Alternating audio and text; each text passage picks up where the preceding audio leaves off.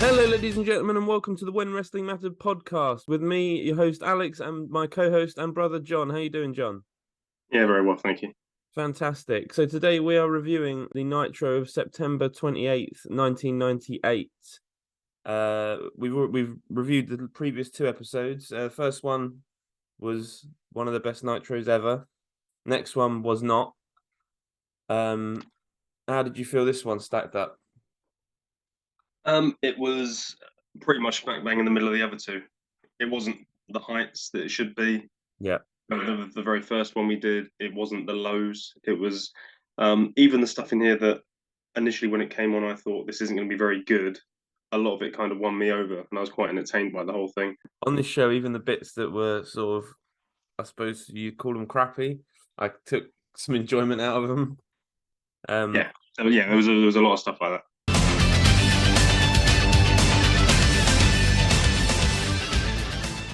The formula's set in now. It comes in, they introduce the show, they talk about what it's going to be. I do really like it. Larry Zbyszko gets cheered and he does all that. The one thing I really wrote that I hadn't mentioned before was Mike Tenay always looks so happy to be there. He did the last show as well. Yeah, and then it's one of those things where Mike Tenay, he's kind of well known and quite respected, but people don't talk about him in the way that he doesn't get the mention of a lot of other people. But I love Mike Tenay. He's up there with me with Tony Schiavone and Larry. You need Mike Tenay.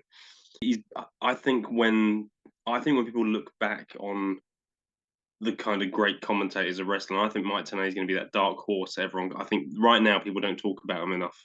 But I think the day he's no longer with us or whatever, I think people are suddenly going to go, yeah, you know what, he had a lot of good work under him. You kind of got the impression that Mike Tenay was a fan, like everyone else. Like, there's a lot of guys in the business that seem very sort of jaded and like they're sort of they don't take any real pleasure in anything that's happening.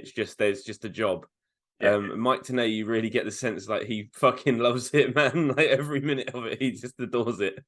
Yeah, absolutely. So yeah, but that's all I had to say about the introduction this week. It was very much kind of the same formula, but I remember looking over at Mike Tenay and he was there with a big smile on his face, and I thought I need to mention Mike Tenay this week. Yeah, absolutely. The very first thing you saw before that was a Hogan Warrior hype video. I quite liked it.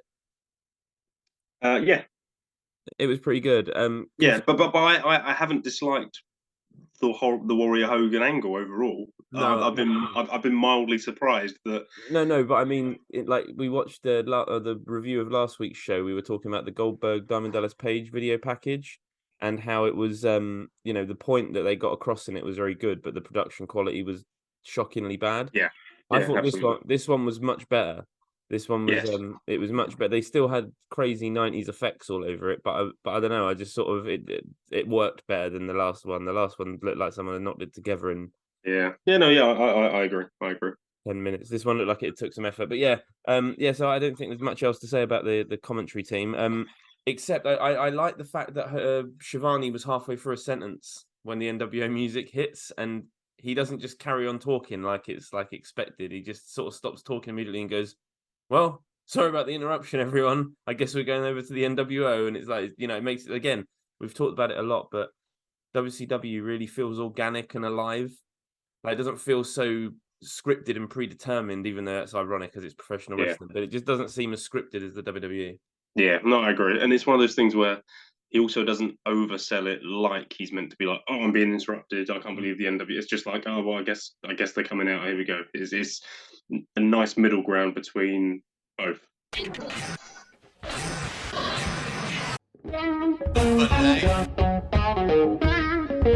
biggest icon in wrestling.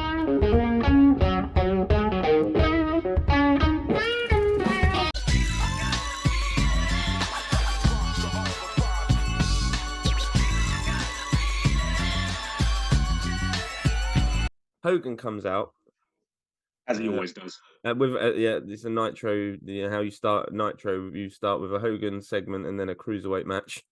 Although what I will say is this, right? He has this. We have kind of he does come out almost like every Nitro for like a 10-minute promo, or whatever. I have to say though, he doesn't overstay his welcome. Like there was a time when like Raw always had like opening 20-minute talking segments. Everyone was just like, for God's sake, move. I've watched these three.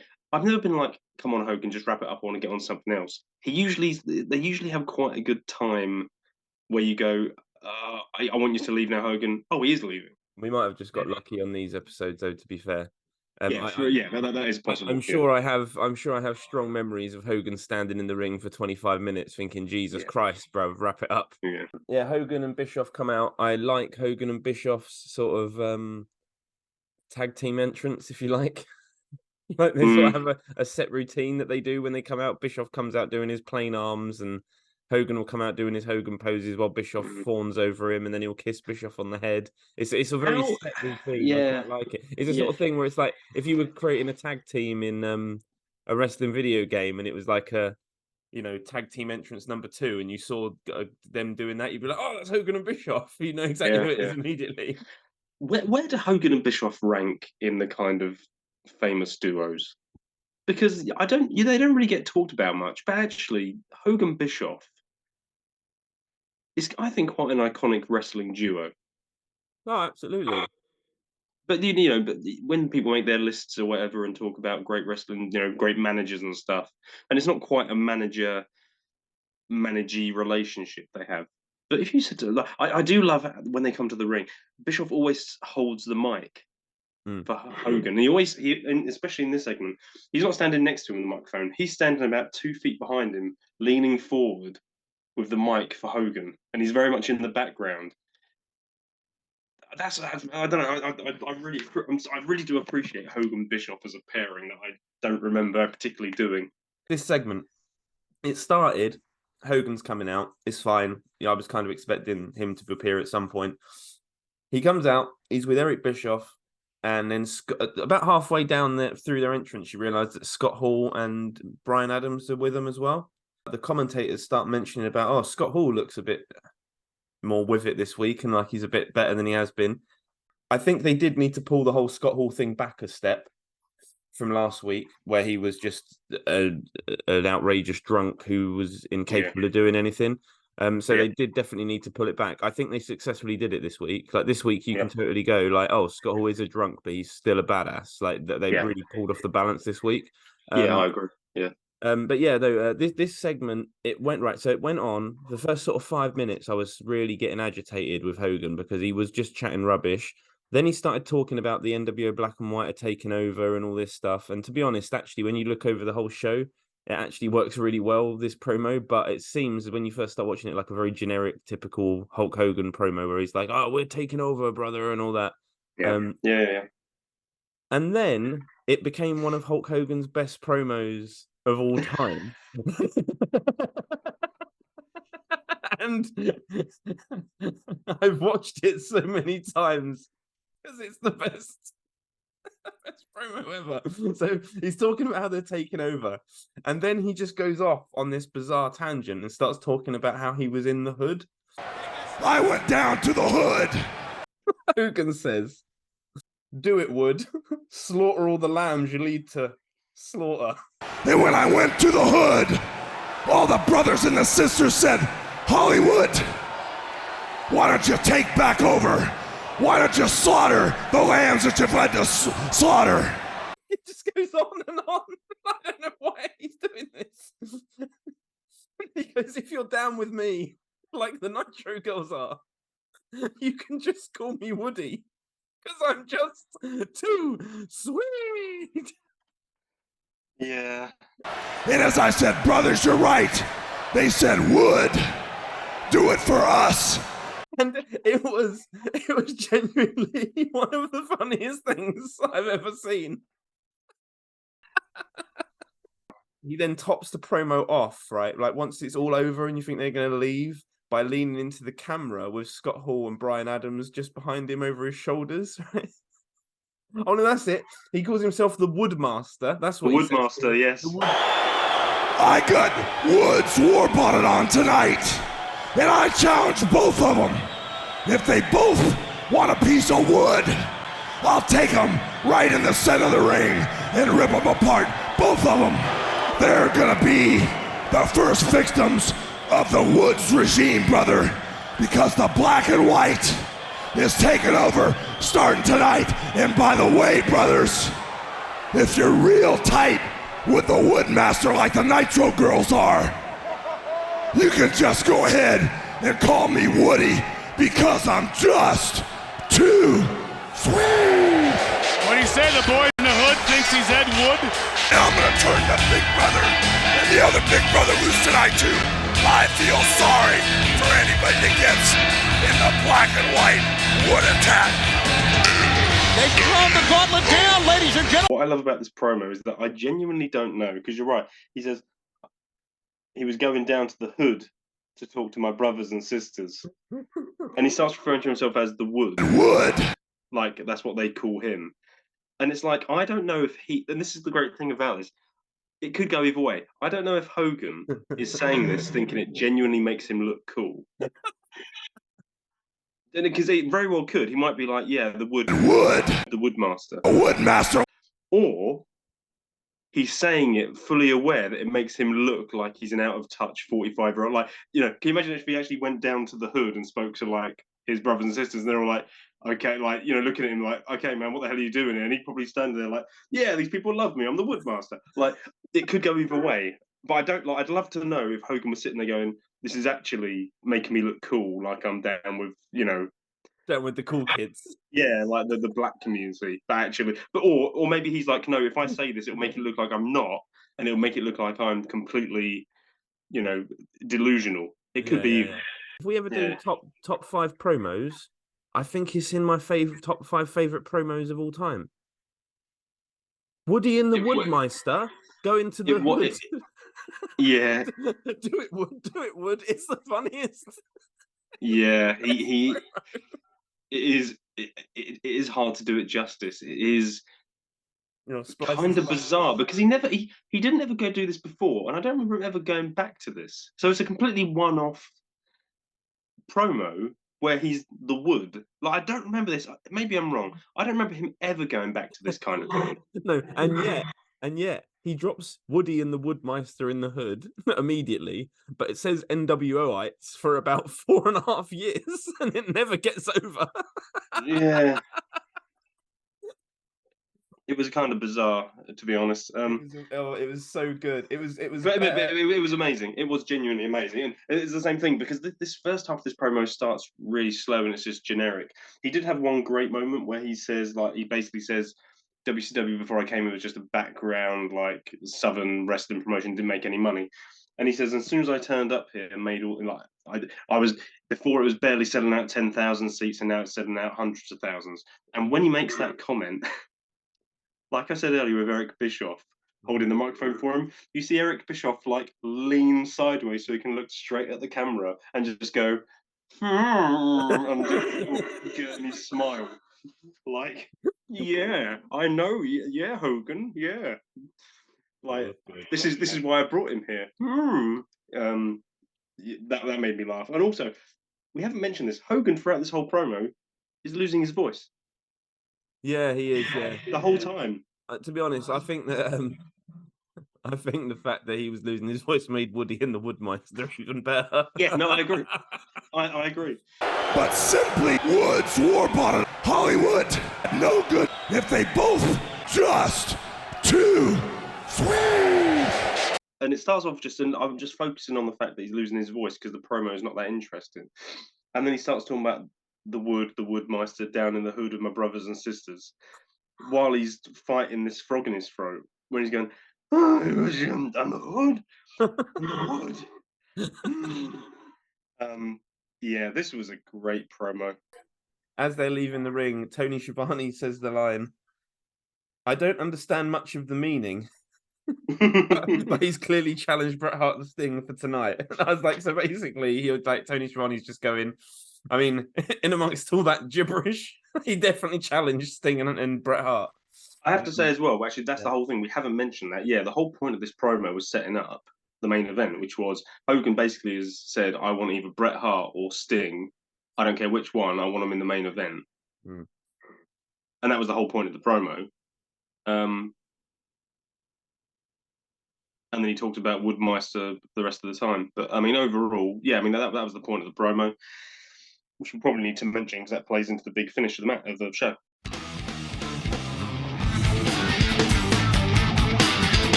So yeah, match number 1 was La Parka versus Super Calo. I'll just I've say, got a lot. yeah, Yeah, I've go got on. quite a bit to say. I really, really like this match.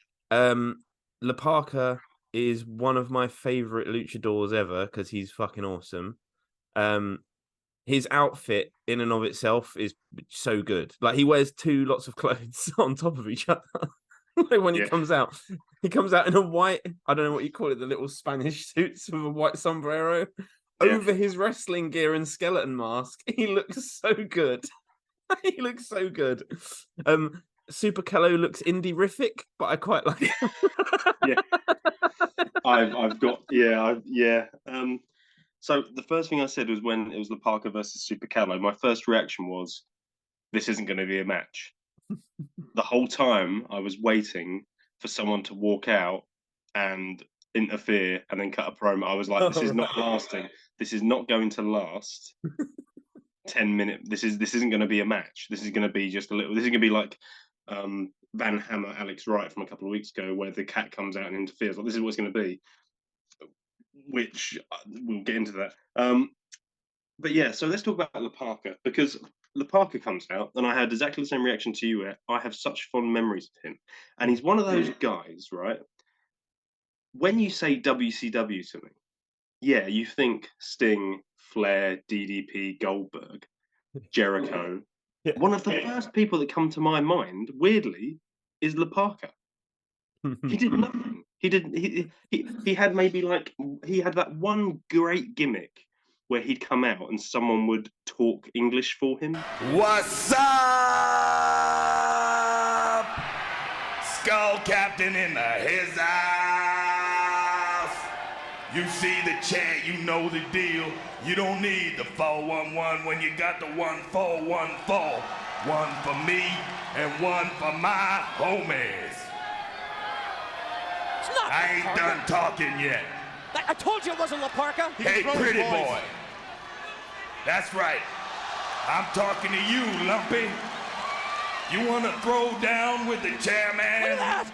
I'm gonna knock that stupid George Clooney haircut right off the top of your greasy head, and then I'm gonna kick your jacked up. You know, this guy's getting La Parka into trouble at every turn. That was Yeah. much later though. That was like in Much this was near the dying day. Yeah, this was near the dying days of WCW. But apart from that, he was just a luchador, right? He didn't do anything. He never won any titles. If he came out, he'd probably get beaten, more than likely, but sometimes he'd win. But it was real 50-50. His one big win was when he beat Randy Savage, and it wasn't even him. It was DDP dressed as La Parka. But like, and yet somehow La Parka, when I like imagine like all my, you know, if you said make a poster of WCW, you'd have like your 4 or 5 big names in the front, big, you know, the main guys, NWO there and Sting and all that stuff, and then like the little smaller guys there. The first guy that comes to my mind who'd be in this poster is La Parka. Isn't that bizarre? It's just a weird, and we obviously feel the same because it's such a weird, but he has such a good look, La Parka. He really does. Yeah, Super Calo looks awful. He is so indie-rific with his little hat and his mask that looks like he's always wearing glasses, and he just wears these weird baggy jaw. It's just a one leg shorter than the other. Yeah, it's just a very like you're not getting over looking like that, mate. You're not. So the match starts, and it's as La Parka's getting changed. But before the match starts, as La Parka's trying to get changed, Super Calo kicks his chair, and so La Parka throws his trousers at him, and I don't know why, but I laughed, I giggled because it's just this kick your chair. Throw my trousers at you, you son of a bitch. Yeah, it was just a ridiculous start to it. Just as this match starts, this bit made me laugh so much. Like the very first spot they attempt, they fuck it up, right? Yeah. Oh god, yeah. And La Parka, being the wily veteran that he is, covered the mistake. So he whips he whips Calo into the ropes. Calo's meant to do the sort of float over where he jumps onto he sort of does a headstand and floats over. And the idea is that as he comes down, La Parka's gonna mule kick him in the nuts. He tries it twice in very quick succession and misses. So he just spins around and just hoops him right in the bollocks. Right in front of the referee. Referee. This is right. I have to shit on this because if this was modern wrestling, I would shit on it and be like, you absolute morons. Like, we've got this spot planned, we have to do this spot. The spot gets blown. Oh, okay, fine. Hit him with a clothesline instead. Don't shit on the referee by kicking the guy square in the butt. If I was the ref, I'd have just been like, well, just DQ, mate. Tough. You've wasted your TV time. What a stupid. And not only that, right? I could understand if it was the finish. Maybe if it was the finish, I'd be like, oh shit, that was meant to be the finish. Oh, I'm just going to kick him in the nuts because that plays into a part, and this is meant to be a storyline where I keep cheating to it. Who knows? Something like that. This is the first spot of the match. It doesn't even play into anything. 2 minutes later, he's no selling shot anyway. So just hit him with a clothesline. Just if he comes down, just hit him with a spinning heel kick. Something. You don't have to kick him square in the bollocks. Everything you said is correct. But it was still funny as fuck. No, it's funny. I pissed myself laughing. I don't deny it's funny. Just soccer kicked him in the nuts. My groin. It was so funny. I don't deny it's funny. I do not deny it's funny. But Jesus, it's stupid. It was stupid. It was fucking brilliant though. It was really good. There's a lovely spot after this, where Super Calo's put on the top rope. Parker turns around and starts doing his little strut, and Super Calo just grabs his head and pulls him down. That's a Parker. Yeah, the little Parker strut. Grabs his head, slams it down. Yeah, and you know what? The crowd reacted. You heard him do that little funny little. That was a good, well done. So that was nice. There was talking about nut shots. At one point, Super Calo gets put in a tree of woe, which is where they're hung upside down the turnbuckle. And then Parker runs and hits a spinning heel kick straight into his nuts again. I don't know if it was meant to be his nuts or his abdomen or something, but every time I've looked at it, he lamps him straight in the nuts again. Is that meant to be a story they're doing? Is this what? Like, I can't tell. Like, is this meant to be a recurring theme? No way. That they're going through the match? Or is it just they accidentally kicked him in the nuts again? Super Calo does a nice top rope Frankensteiner. It's a kind of a weird spot because he's on the top rope and then Parker knocks him off.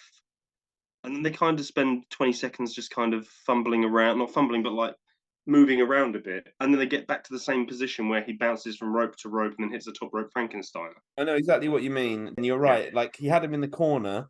And it's like they added an extra 30 seconds of fimbly bimbly, like, you fall off, I'll climb back up, you hit me, and it's like, can you not just do the Frankensteiner? It seemed a bit. Yeah, it was a bit. It was a bit. They seemed to get lost for a second. Yeah. So I mean, they were the main spot. Sorry, go on.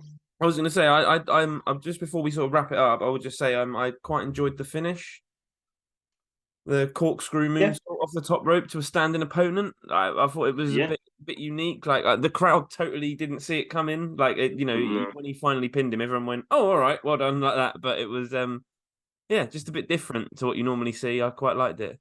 And you know what it is as well. I think there was a moment in this match. It was just before here. The corkscrew is set up to it was a big Alabama slam. Caught him and stepped him down. Where he catches him and slams him down. And this is just, I think, something that I think you can play into modern wrestling as well. If everyone does flips and suicide dives, no one cares. Like, this match was all about flips and funky moves. And then one move gets hit. He caught him and stepped him down. That's like just a hard-hitting slam on the mat. And the crowd go, "Oh!" So it was a big Alabama slam and then a big corkscrew whack. Parker gets the win. My first reaction was, "Oh, it was a match." Bizarre. It was actually a finish of a match, and then Super Calo hits Parker with his own chair. And that's it. It was good. Nice opener. Mate, it's like we were talking about the opener last week, Barry Darsow versus Fit Finlay. If someone gave me the WCW roster and said book an opener, this would definitely be the way I'd go rather than that. I thought this was a really fun match to get things started. Yeah. Sort of just takes you out of sort of the whole NWO, OWN, Wolfpack, Four Horsemen stuff for a little while, and just gives you a fun little match to watch. I quite liked it. Yeah, no, I agree.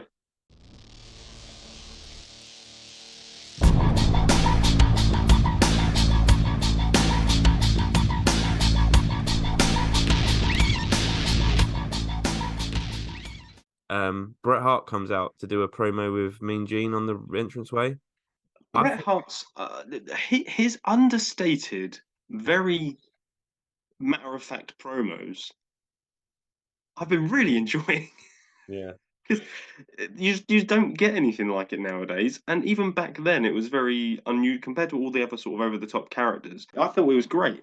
I really rated this promo. I really rated it. I thought it was great. I did too. I thought he looked awesome. Yeah. US He looked awesome. He's still selling his bad knee. Mean Gene's great, by the way. We need to every segment Mean Gene is in, he elevates it at least a couple of points. He is so good at what he does. It's amazing. But yeah, I liked this promo, and long and short of it, he basically says, "Me and Sting have had a discussion backstage. I'm gonna have the match. Yeah, my knee's knackered, but I want this match." And the whole night, I have to say, this is what confuses me about WCW. The whole night, the commentators are building this matchup so well. This is Bret Hart versus Hulk Hogan. They've never had a match before. It's the match they always wanted. This is a match that no one thought they were going to get. Hogan's been dodging it all these years, blah, blah, blah, blah. And I'm sitting there going, you're obviously being told to say this, to sell it. Mm-hmm. Or if you're not being told it, you obviously are aware enough of wrestling to know this and to talk about it.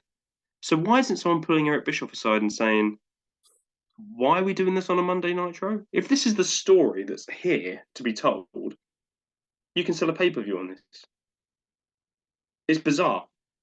It's absolutely bizarre because the way they sell this match tonight, I was kind of like, yeah, this is a big deal, isn't it? This is a really big deal. Why? And I'm just sitting there going, why aren't you selling a pay-per-view on this? Why isn't this a 3-month storyline? It wouldn't even be hard to do, would it? You just literally have Bret Hart constantly calling out Hulk Hogan and Hulk Hogan ignoring it for 3 months. Like, that's what you have to do to build. You literally don't have to have them in a program together. You just have Bret Hart constantly mentioning him for the next 3 months and then do a 1 month build. It's not even hard to do. And you could go, oh, years in the making and all that stuff. But... Because just from the commentary tonight, like, because I knew what the main event was for this match, for this night. And I was kind of like, oh, yeah, it's that match. And by the time the match happened, I was sold on it. Yeah. They've done that just from mentioning it 3-4 times over the course of the night and saying this is a match that's constantly blah blah blah blah, and and Hogan's finally doing it even though he knows Bret Hart's got a bad knee. And I was like, oh, what if they hadn't mentioned any of that, I'd kind of just be like, oh, well, WCW don't get it. But they're mentioning all the points you'd want to mention to sell this match. But no, I really like this promo, and Bret Hart it's weird because I'm kind of surprised he didn't get this whole night, especially this promo. We'll talk about it more when it comes to the main event. Bret Hart didn't get a huge reaction, and they're in New York. You'd think if he was Bret Hart's going to get a big reaction anywhere in the country, I know apart from Canada, you'd think this is New York.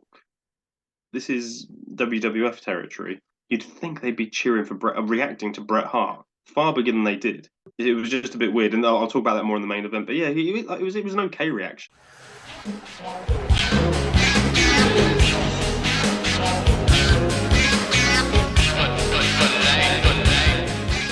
The Disciple versus Sick Boy. Now, considering this match is, I think they do about 2 moves in the whole match. I weirdly have a bit to say about it. Number one, who in the name of right? Bret Hart has been coming out to no music now for weeks. Why the fuck is the Disciple coming out to the NWO music? That's what I didn't get. Well, just take his music away. Make him come out to no music. What's the problem? That confused me. That confused me when he came out with the NWO music. I wonder if people just got confused. I wonder if backstage, I wonder if it's just like, Disciples out there, he's NWO, will play it. Because I'm like, that doesn't make sense. Do you reckon they have CDs with all their names written on in Sharpie? Maybe. Like, because Disciple, they just put it in. Yeah, because that didn't make. You'd think it would just be like he doesn't have music. I don't know. That didn't make sense. Yeah. I've also, considering the end of last week's Nitro, was meant to be like the big shocking reveal that he's now a part of the OWN. Mm. I've put in brackets here. I guess Disciple is just back wrestling now. Then, you know what I mean? Like it's just like you have this big angle at the end of last week, and he's just out here, second match on the card versus a jobber. Like there's no build to him coming out. Like it's just No. like, oh, now Disciple's having a match. What? I thought And he'd the thing I didn't get as well, he comes out, and I was like, keep in mind last week was all about the NWO trying to find the Disciple. Yeah. When he comes out and has this match, why isn't Hogan back out here with like Steve, with all the NWO going, oh, thank God you're here. Like, right, that's, you know what I mean? He comes out, he has his match, he wins, he leaves. And the NWO make no attempt. They just like, oh, I guess he's OWN now. No, he's brainwashed. Like, what are you doing? Like, go get him. I don't know. It was and save your friend. yeah, like that's done now. We've just given up on that. Yeah, We're too busy being the Woodmeister and taking over. We've forgotten all about the Disciple. yeah. But yeah, And also, we talked to him, I think, on the first episode, how he said everyone looks like a wrestler, and actually Disciple looks pretty good. I think that only counts when he's wearing a bandana and like shades, and he looks like a biker and standing in the background. Because as soon as he started wrestling, I just went, "Oh, this guy, Jesus Christ!" yeah. The fact that I could see Disciple's eyes, I was just like, "What the fuck is going on? I don't like it." Yeah, because I have to say, whenever I see Disciple just being Disciple, I kind of forget he's Ed Leslie. I kind of forget he's Brutus the Barber. Like he, I think when he's just the Disciple, he kind of falls into that role quite well, and you forget. But as soon as he's now in the ring with his same facials, I just went, "Oh, it's Ed Leslie, for God's sake!" Not only that, right? But I have to say, so they do this thing, and they've obviously decided they're going to go whole hog with this. He's not just been anti-brainwashed or whatever you want to call, like taken away from Hogan. He's actually been fully brainwashed to the point where he now wrestles like the Ultimate Warrior, right? Except he wrestles like the Ultimate Warrior if the Ultimate Warrior was smacked off of his tits. Like everything's slower and less intense than the Ultimate Warrior would do it. And I'm like the whole thing was weird. And not only that, the commentators didn't mention the fact that he was wrestling like the Warrior until Larry Zbyszko mentioned one comment about it right at the end. And I was like, clearly, this story of this match is that he's doing all the Warriors' one move. You know what I mean? All his mannerisms. The whole thing was bad. The Apocalypse is a shitty move. And why the fuck you're letting someone do anything that looks remotely like the Diamond Cutter in your undercard when Diamond Dallas Page is in your main event of your next pay-per-view is beyond me. Like, what the fuck? I'd be like, bruv, you can't use that now. If he wasn't Hogan's best mate, I'm pretty sure he wouldn't be allowed. But yeah, there isn't anything to say about this match. The only thing I've written is Disciple isn't selling anything, and no one cares. And I think the thing, right? The Disciple not only hits the Apocalypse, which is like a diamond cutter, he usually hits it more, and it's more like a Stone Cold Stunner. But he doesn't even just hit it. He does it like out of nowhere. He does it like it's you never see it coming kind of thing. I'd be fucking furious if I was DDP. I'd be like, what the actual fuck? And you can actually kind of see the crowd. Like, people cheer. But here's the thing. I don't know if Disciple is well known enough with this finisher that people know this is his finisher. If they're like, oh, he just hit the diamond cutter. Because there's at least one person in the crowd that you see him just go like, what? And he gets a reaction, but I don't know if it's because he gets a reaction because it looks like a diamond cutter. I just don't you use a pile driver, use something.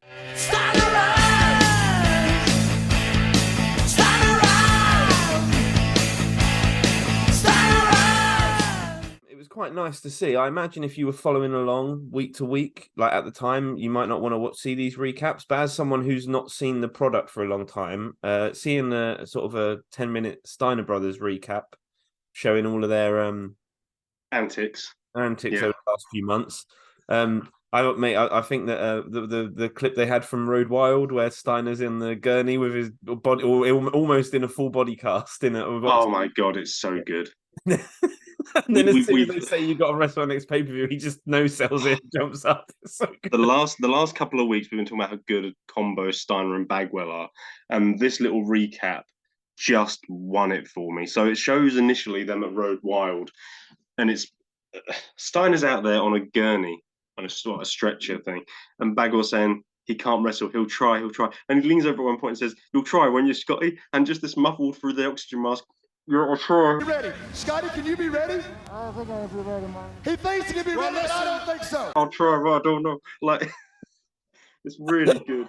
And then as soon as JJ Dillon goes, well, I don't care. You're going to have a match. It's going to be a full brawl. And then, yeah, he just leaps up and legs it. And it's so ridiculous and stupid. And it's this thing where Scott Steiner plays this badass, but he is this cowering, sniveling heel when it comes to his brother. Yeah. It doesn't like it's so good. There was actually a really cool line last week that we missed. He's talking about Goldberg, Rick Steiner. Is when he does his little girl, you little girl line. Just before that, he's leaning over the ropes talking about Goldberg's streak, and he goes, "Well, I'm 9,000-0 against you, Scott. I've been beating you up since you were a little boy." And he goes, "Yes, that was a great Monday's line. going to be 9,001." Yes, such a good line. Yeah, it is. Yeah, this does have that really cool kind of older younger brother dynamic, and like Scott Steiner, I can't actually remember another. I'm sure there must be, but I can't think of another thing where like he's kind of a sniveling, I'm trying to duck a fight heel. But we have times he's like, oh, toe to toe with Goldberg and toe to toe with Nash, and like everyone. He's never backed down from anyone. But this is the one thing where he's trying to get out of it and trying to lie about stuff. But yeah, after this recap from Full Brawl, from Road Wild, that there is a recap of Full Brawl where they had their match, and they're having a match, and Scott Steiner slams Buff Bagwell's head into the turnbuckle, and Buff Bagwell goes down like a sack of shit. And again, it's one of these things where they do the kayfabe, is it a shoot or kayfabe, really well, because Bagwell's down saying, it's my neck, I'm not kidding this time, I'm not kidding. And again, it just stops. And you have Steiner and both Steiner brothers, who, again, hate each other, standing next to each other, like trying to help move both Bagwell onto the stretcher and stuff. Like they're acting like Bagwell's neck's really bad. I would love to go back and watch Full Brawl and see how long this whole thing took. Because they have to get him onto a stretcher, move him on there, and then they take him out to an ambulance. There's a bit where Rick Steiner, who, again, hates Buff Bagwell and Scott Steiner, is saying, can we call his mum? Can we make sure we get someone to call his mum? All right. You gonna call his mom? Look at the concern on Rick Steiner's face. He said you will call his mom. Somebody call my mother. After Bagwell gets his neck injured, and however long this took, this must have taken 10 minutes maybe. I'm going to guess. It must have taken 10 minutes to get Bagwell onto the stretcher, stretched him out to the ambulance. Everyone's all very concerned. Rick's just standing next to Scott Steiner, who was just having a blood feud match with, where he's like, yeah, we'll call his mum and all that. Scott Steiner gets in the ambulance. The ambulance doors close. Rick Steiner turns around, and within 5 seconds of the doors closing, they reopen, and Scott Steiner just lamps Rick Steiner from behind, and Bagwell's up. And it's all one big long trick. That he's not actually injured, it's a fake. But there's something so comedic about this whole slow build-up. It's all very serious. The ambulance doors close, and then literally doors close, doors open, and then whack. And Bagwell's just back up again as well. Like they both burst out. It's so. I know it's meant to be like, oh, those bastards, but it is hilarious as well. Like genuinely funny. Yeah. Oh, dude, those two guys. We've said this every week. They are so good together. Buff Bagwell and Scott Steiner, so good. They have the next match we'll talk about in a sec is their match. They also have a part to play in the main event, and they only have about a minute and a half of screen time, and they totally steal the show. Yeah, but can I just say as well? We talked about how last week we liked the kind of intersection where they called Bret Hart out, even though they're not in a feud with Bret Hart. Bret Hart, and in the same with this one. Here they're having a feud with Rick Steiner, and yet they play into the main event. And not only do they play into the main event, what they are doing here with ambulances and faking injury plays into the main event as well. It's actually really good. Like genuinely, I was sitting there going, this is actually really tying nicely together. Like this is not what I remember WCW doing, where they kind of tied these disparate elements together. It was quite good.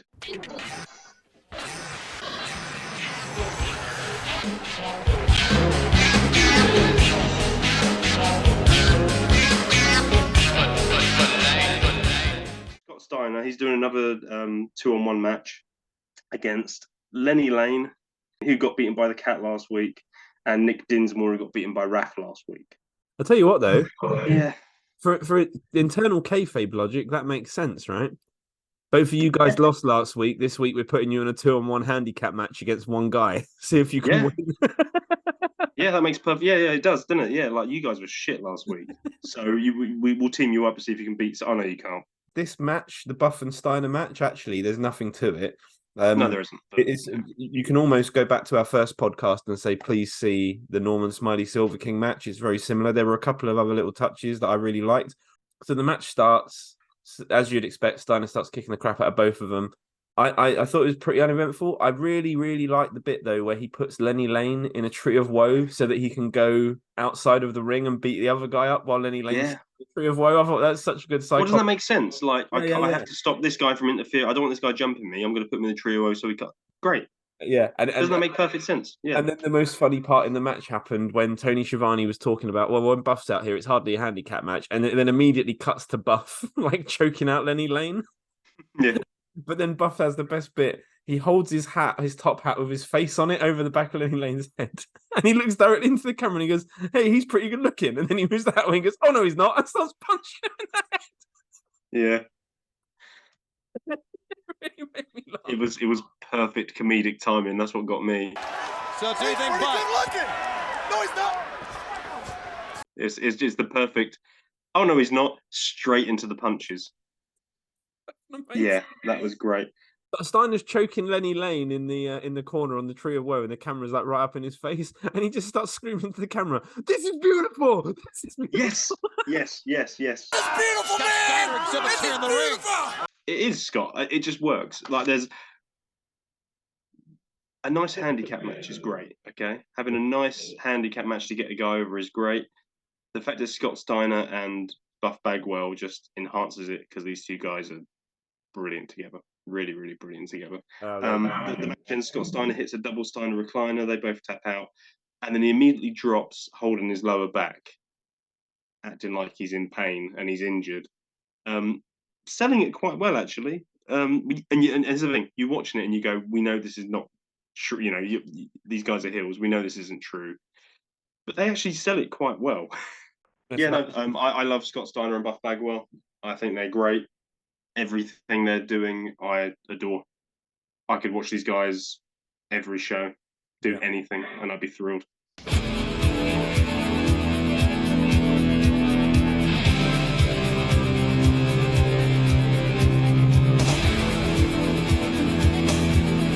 Yeah, so Warrior walks out to the ring. It makes you like his music is really strange.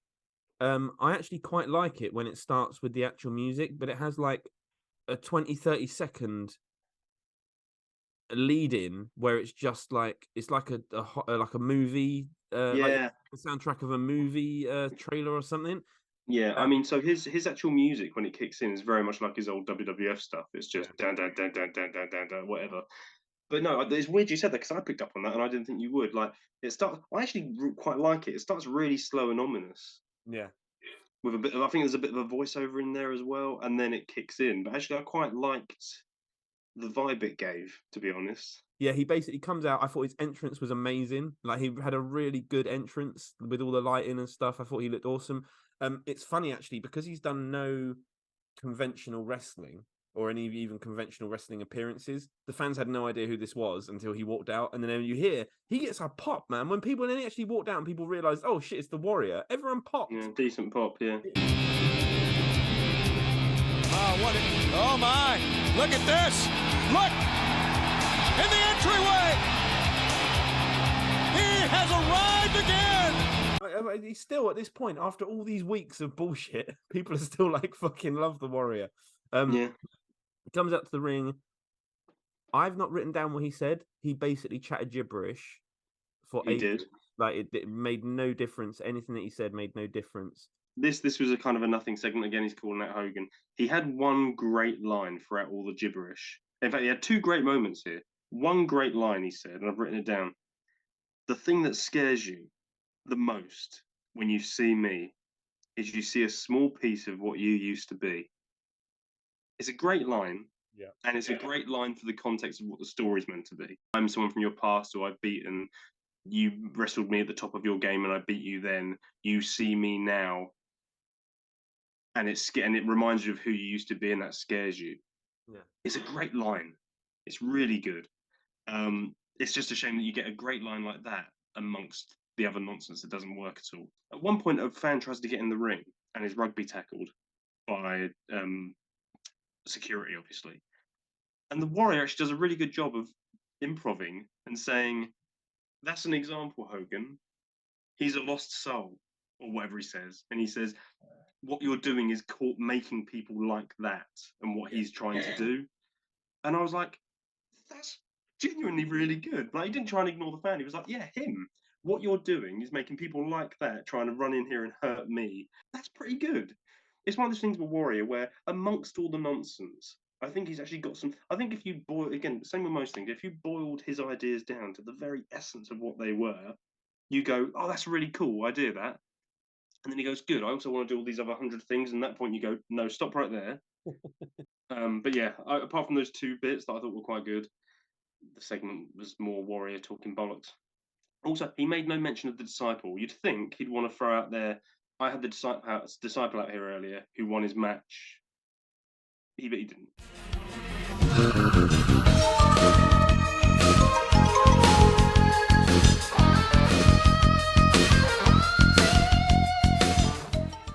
Cat versus Psychosis. I thought it was quite fun. I thought the whole little thing with Cat giving him a warning and him not understanding it because he doesn't speak English was quite amusing. I especially like the fact that the Cat was like, I have to legally tell you that my hands and feet are registered weapons. And then as soon as he realizes he can't understand, he's like, ¿Sabes qué? Yo no te entiendo nada, no te entiendo.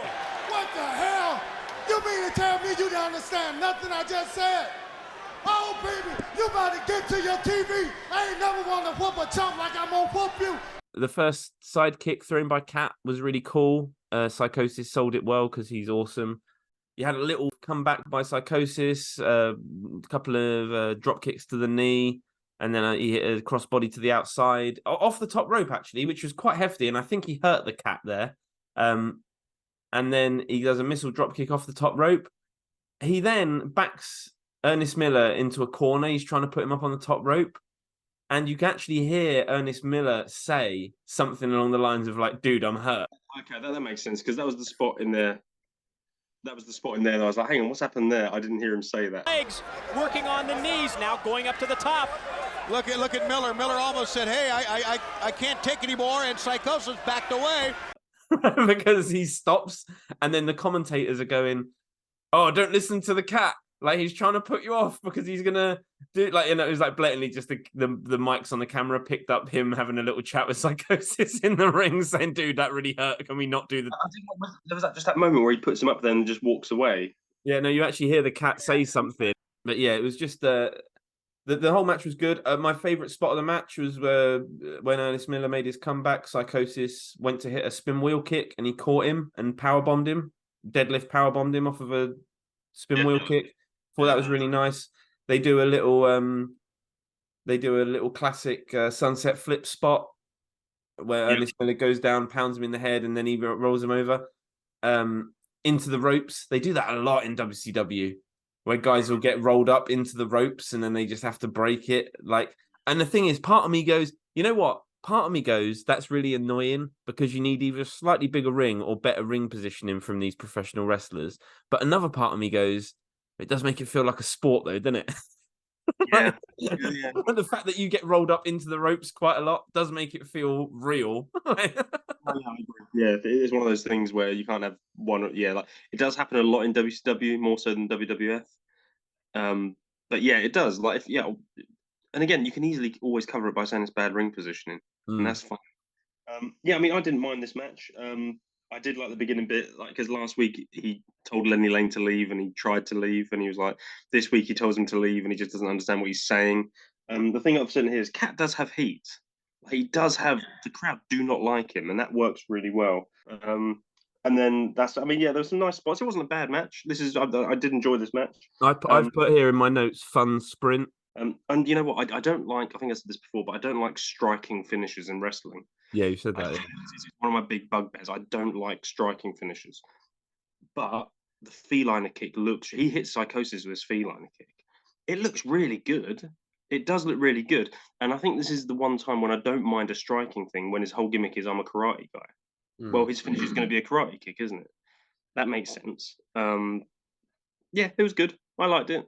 Next segment, Mean Gene once again calls out someone for an interview. Same place on the stage, which I really liked. It's Alex Wright. He immediately. It's a really good promo. It's a really good like cunty heel promo, a cunty foreign heel. He's like, and it's great because he's foreign. He can, we were saying last week about when a really badass wrestler says like really terrible insults, and that doesn't really fit their personality. Because he's a heel and he's like cowardly, and his English is his second language. When he starts going like, "You're a British jellyfish," it's really good. It's really good. Yeah, I agree. When, So he's like, basically, when he's getting rid of Mean Gene, he's like, "Baldy." It's yeah, really you bald midget. Yeah, yeah. No, I agree. This is the thing with Alex Wright. I've really liked Alex Wright the last few weeks. He's a good worker, and the whole arrogant foreign heel shtick he's got works. I like the way he does this. At the moment, he's this thing of he's the best European wrestler. Oh, and then he says, and this is what I love about Alex Wright. He says he's the best European wrestler. He says a couple of other things. He's the best this, the best that, and he goes, and I'm the best dancer. Hit my music, and he just ends the segment by dancing into the camera. Oh, by the way, not only I'm much better looking, much better wrestler, I'm also a much better dancer.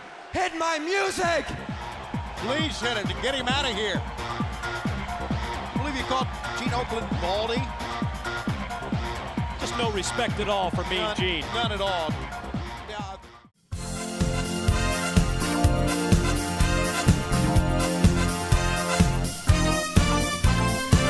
Disco fever, disco fever, disco fever. Yeah, yeah, yeah, yeah. Chavo Guerrero versus Disco Inferno. This is sort of a nothing match, but I've got a few things I want to say about it. Apparently, it's a rematch from Thunder, which I don't remember. Apparently, that is now not being counted because Disco was over the weight limit for the cruiserweight division, which I really liked. I was like, that's really cool. Oh, that's cool. This is a rematch from last Thursday on Thunder between Chavo Guerrero Jr. and the Disco Inferno. If you remember on Thunder, Disco Inferno scored a very hard-fought victory over Chavo in a top contenders matchup. But then it was pointed out by Juventud Guerrera that Disco had doctored the paperwork as far as his weight went for the cruiserweight limit. He was actually above the cruiserweight limit in that matchup. The decision was reversed by senior official Nick Patrick. Chavo got the win. Tonight is the return bout. That's great. That's fantastic. Well done. That's amazing. Yeah, no, good on. Yeah, what a good gimmick. The match was okay. There wasn't much to it. It was fine. Yeah. No one did anything like insanely good. No one botched anything. Oh, there's one point, and it's my favorite part of the whole match. Right, so Disco goes over to the corner and picks up Pepe the horse, and he's like threatening. He's like motioning as if he's going to break him in half. But yeah, no. So he goes to pick up the hobby horse to break it in half, right? Which leads. He then puts it back. Has second thoughts, puts it back down, and it then leads into a spot where Chavo jumps on him and hits a Luthez press and starts pounding him in the head like he's really angry that he's just broken his horse in half, or he's threatened to break his horse in half. He powders to the outside of the ring, gets hit with a crossbody. Chavo gets back in, and then there's this sequence where Disco is still on the outside of the ring. He gets up on the ring apron, and he's doing this sort of motion to Chavo, like, I'm going to break your horse in half thing. And Chavo charges him in a rage, and then he shoulder blocks him and jumps into... And I was like, fucking wicked! Like, you're basically just like... It's like the character of Disco Inferno has just realized, like, oh, the horse. If I pretend that I'm going to hurt the horse, he's going to get mad and make a mistake. So he's like building up like, oh, I'm going to fuck up your... And then as soon as he gets angry and charges him, this time he doesn't get Luthez pressed. He does a shoulder block and jumps into the ring. I was like, fucking wicked, man. It like really made me smile. I really appreciated it. I was like, oh, that's such a cool little touch. Yeah, no, it was. I'd say Disco's been impressing me. Yeah. Disco, again, at the time we were watching him growing up, he was just a guy, whatever. He had a kind of fun gimmick. He wasn't bad, but, whatever. Until he joined the Wolfpack, and then I was like, what the hell is this? But I'm going with that. Last week, I thought it was great. Yeah. This whole gimmick is great of him trying to make weight. I've actually really enjoyed. He looks great. He's buff as hell. Oh, he's Um, shredded, bro. He looks amazing. it's a nothing match, really. You've kind of summed up the best spot of it, and it kind of plays into the finish where Disco Inferno cheats by whacking Chavo with Pepe and gets the pin. That's fine. Yeah. Juventud comes out and tries to tell the ref that he's cheated, right? He then slides back into the ring and hits one of the Disco Inferno has one of the nicest pile drivers ever. It's such a good pile driver. I would fuck the Chartbuster, just use the leaping pile driver as your finish. It looks amazing. It's so good. But it's In the same way that I've been really enjoying Alex Wright, I've been really enjoying Disco Inferno. Yeah. It was great.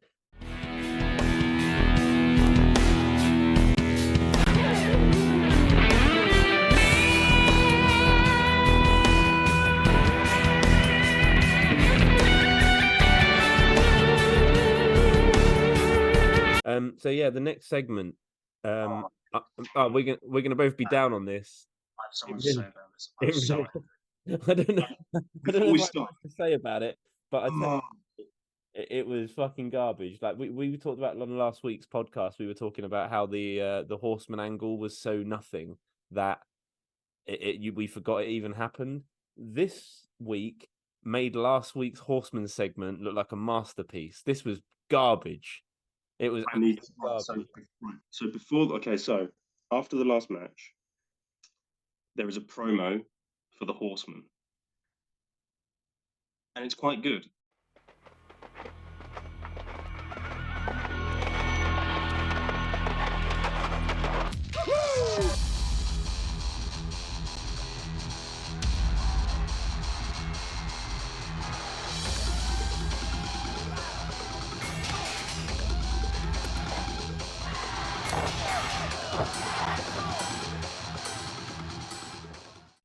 So this video package is black and white, kind of monochrome. It's going, quick camera edits showing all the horsemen. It keeps flashing up with the number 4, and it's this kind of sort of palm muted guitar rock music. Black and white, or kind of muted colors, and it's all just the horsemen throwing people into lockers, slamming people into things, hitting big moves. It's like barbed wire and words popping on the screen for power, for domination, for this, that, and the other. And I'm like, okay, this is, oh man, yeah, they're really trying to make the horsemen seem like, bring them into the modern age. Like, these guys are dangerous and don't mess with them, like the power of 4. And I was like, oh, this is quite good. And then it finishes this promo that I actually think is pretty well done. And I can see they're trying to make the Horsemen to the new modern era. And then the Horsemen come out.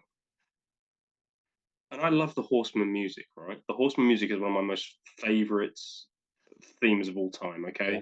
I do wonder if they needed to change it now. If that's the way you want to try. No, actually, no. Here's the thing. I don't think WWE know what they want to do with the Horsemen. If you've just done this promo package where it's all modern, dangerous 4 guys, barbed wire, and palm muted rock music and all that, you then need to have the 4 horsemen kind of come out in jeans and t-shirt, wife beater tops, like we're the new breed of horsemen, and maybe have a remix of their classic theme, because you've just had this weird promo package, this modern day, you need to take the horsemen seriously now, they've evolved, they've changed. Then they come up to their classic theme tune, all in their freaking waist-high trousers and polo shirts.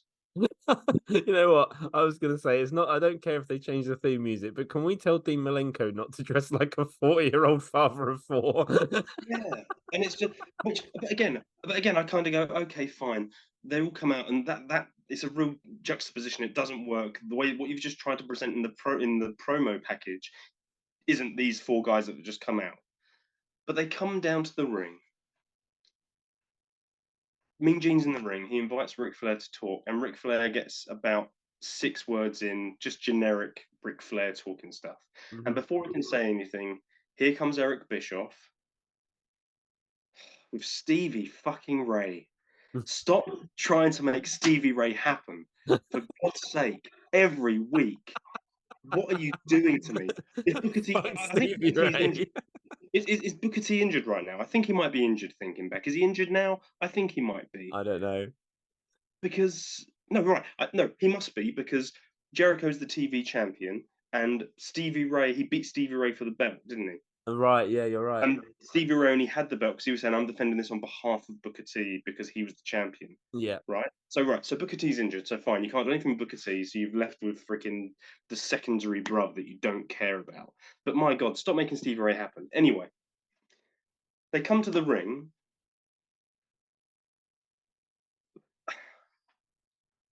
The cucking of the Four Horsemen, right? I'm sure they're doing, because here's the thing, I'm sure they're talking about stuff on Thunder. I'm sure they're out there doing stuff on Thunder as well. But maybe you should have them doing like, so from what I can tell is that Thunder last week, Arn Anderson assaulted Stevie Ray with a tire iron. I'm Yeah. guessing that because when they come out, Mean Gene makes a comment towards Arn Anderson, "Oh, you've got a mean swing with that tire iron." And then when Stevie Ray comes out, they talk about how he was assaulted by Arn Anderson. So I'm putting two and two together. I assume Felonious assault. Yes, I can only assume that Arn Anderson assaulted Stevie Ray with a tire iron. I wish you'd do that on a Nitro where I could see it, right? But fine, maybe. But so what happens is Eric Bischoff and Stevie Ray come out with police officers, and they say basically, "Look, you assaulted Stevie Ray, so you need to leave all these police officers." They also send Doug Dillinger because he didn't do his job last week in stopping the Horsemen coming to the ring. Yeah. So they also says, "Also, Doug Dillinger, you're out as well." And the Four Horsemen, these guys who are just about for honor, for power, for domination, barbed wire, slamming heads into lockers and kicking the shit out of people with chairs and stuff, leave with no argument, no fighting. They're not pulled out of the ring. They're not handcuffed. They literally just go, "Well, we better leave." What the actual fuck are you doing to the Horsemen? And that's the last you see of the Horsemen. They don't come back. Keep in mind, this show, they could have, oh, they could have had this show end with maybe the Horsemen. Good, right? Spoiler alert: the show ends with the Wolfpack being decimated by the NWO, right? And the Wolfpack have just been outsmarted by the NWO. Why didn't you have Horsemen be escorted out, and then at the end of the show, they're the ones that turn up and kick the shit out of everyone? Save the Wolfpack, yeah. Be like, "Oh shit, the Horsemen are on this level," and they're not pussies that just leave when they're told to leave. Mm-hmm. What the fuck are you doing with the Horsemen?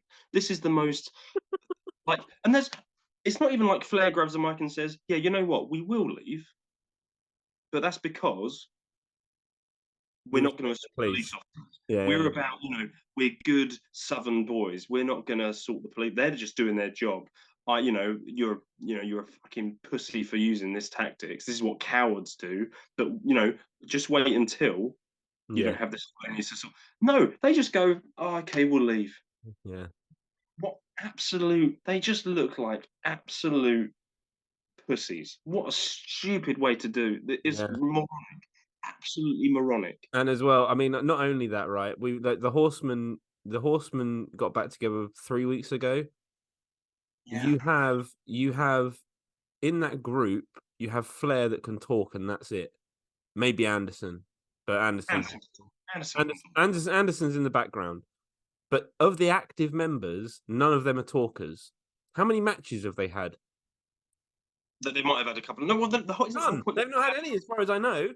All they've done. So the Horsemen got back together, and then you've got Malenko and Benoit, two of the best in-ring talents of all time, coming out for 5 minutes a week to stand in the background of a segment and stare gormlessly into space. Like, why? So Malenko's gone from being like getting incredible pops when he unmasks to wrestle Chris Jericho at Sold Out.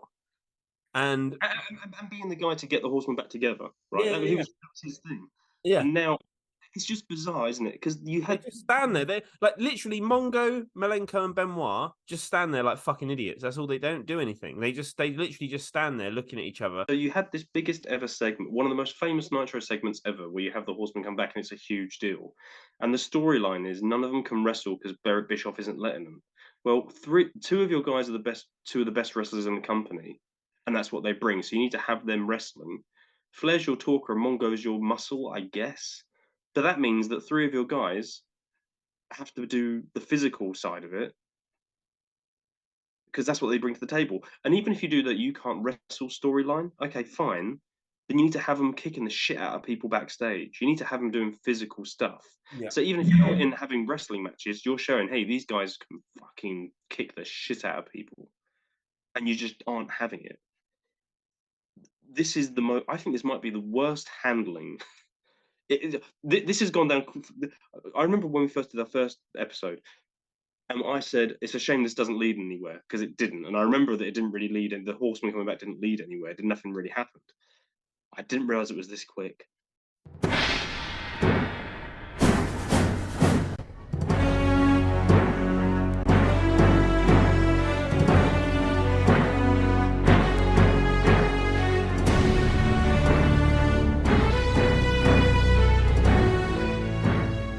Here comes Chris Jericho coming out with his Jericho won Goldberg 0 t-shirt because he beat a Goldberg lookalike in Full Brawl. Yeah, but yeah, so this is meant to be another match between Goldberg and Jericho for the TV title. I think they said it was going to be. But as Jericho goes to the ring and he's hot dogging and grandstanding, and then out comes Goldberg's music hits, and out comes the real Goldberg with this small Goldberg lookalike slunk over his shoulder. Goldberg comes out, climbs into the ring, throws the lookalike on the floor, and Jericho turns around and sees it, and just his mouth drops. He shits himself. Goldberg double spears a couple of security guards. Jackhammers one of them, and Jericho runs away. I can't think of another match in wrestling. Maybe there's one, but I cannot think of any other example where you could get pay-per-view buys for a job match. Any match, any pay-per-view. Goldberg Jericho, and all you need to have is Goldberg come out, hit a couple of press slams, a super kick, a spear jackhammer, squash Jericho, and people will pay to see it. Imagine if you had a Jericho Goldberg match and it starts off and they square up to each other, and then Jericho just floors him with brass knucks. And it's like everyone's like, holy shit, and he's and he goes to pin Goldberg. Goldberg kicks out at 2. Do you know what I mean? And then it's a squash. Like you could do anything. Where it's like Jericho trying to get one up on him, just to build it up into something. So it's not just the spear jackhammer pin match. Okay, but so here's the thing. I like that idea you just gave a lot, and I think that would work really well. But even if you didn't want to do that, even if you literally just wanted to do a squash match, you can get pay-per-view buys with this. I can't think of any other match in wrestling that's just a job match that you could get pay-per-view buys with. That everyone would know going in is a job match.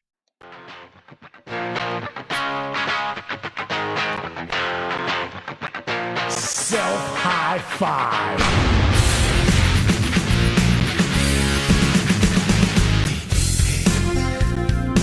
I think it was more or less a nothing segment, really. It was very bog standard, yeah. Bog standard, but I tell you what, I really marked out at his intensity as he was coming through the crowd. Yeah, like just he looks like he's almost fighting the fans. Like it looks like they're almost trying to hold him back as he's going through. Like they're trying to, he's like the Beatles. They're trying to grab hold of him and hold on to him, and he's just like fighting his way through. I've put here a nice promo, short, sweet, and intense.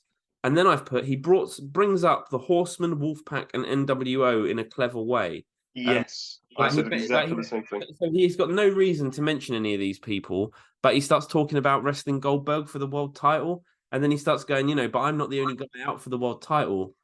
He's like, he says there's a lot of this going on. 4 Horsemen back, and he's like, the NWO Wolfpack say they're forever, and the NWO Hollywood say they're for life, but the pay-per-view I'm going to be for real, and I'm the world title, bang, and it's a good little promo. Like it was. Yeah, I initially, so he comes out, it's a perfectly bog standard promo where he's talking about going for the title, whatever. And then as he was talking about all the 4s, my initial reaction was this is a little bit forced of all the 4s. Yeah.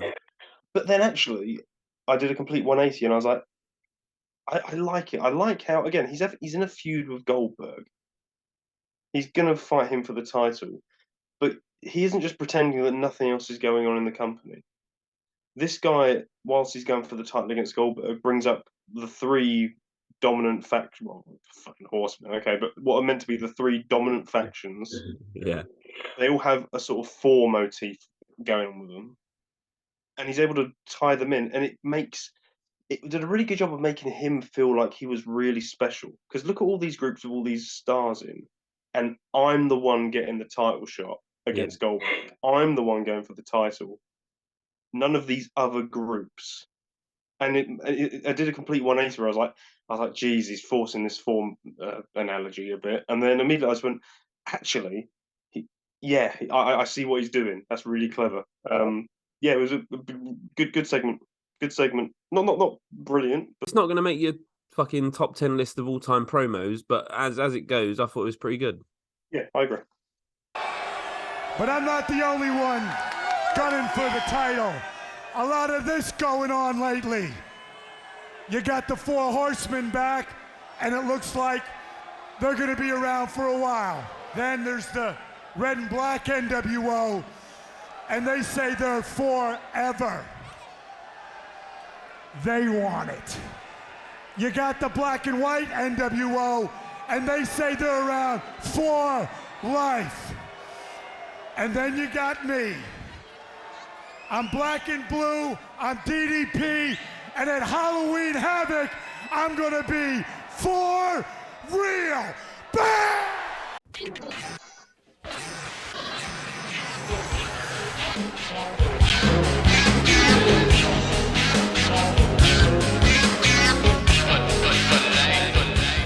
Scott Hall coming out with Vincent versus Billy Kidman, the Cruiserweight Champion. Which, if I completely understand, if going into this night from the build-up, if you'd have said, by the way, it's Scott Hall versus Billy Kidman, I understand people would be like, "What? That's random," and it is random, but it works. It just works really well. Scott Hall was meant to be coming off this big fucking alcohol thing, right? So it makes sense that if Bischoff is booking the show, that you would book him against a lesser opponent. That is first of all. Second of all, the commentators don't really build this up like, oh, this is an easy job for Scott Hall. Like, they don't build that up like that. They talk about it like, holy shit, like an elite heavyweight versus the cruiserweight champion. This is going to be a good match. But again, like we were talking about last week, and you were saying like, oh, you know, it's all about like this week. It feels like they're just shitting on the drunk. This week it doesn't feel like that again. No, it doesn't. No, it doesn't at all. It's like done a full. It's done a full 180 and gone back to where I am actually like, oh shit, Scott Hall's awesome, and I hope he's okay. yeah. I agree. But yeah, no, I thought this match was great. Starts off with Hall doing it. I put here a classic big man, small man, David versus Goliath booking. Hall then starts chopping it. He's one of the toughest in our sport. Fuck me, this must have hurt. It must have really hurt. Scott Hall's punches are classically some of the best punches in professional wrestling. Like, it always looks like he clouts the bloke. But just the way Scott Hall's got him in the corner hitting him, and it's like a real venom to what he's doing.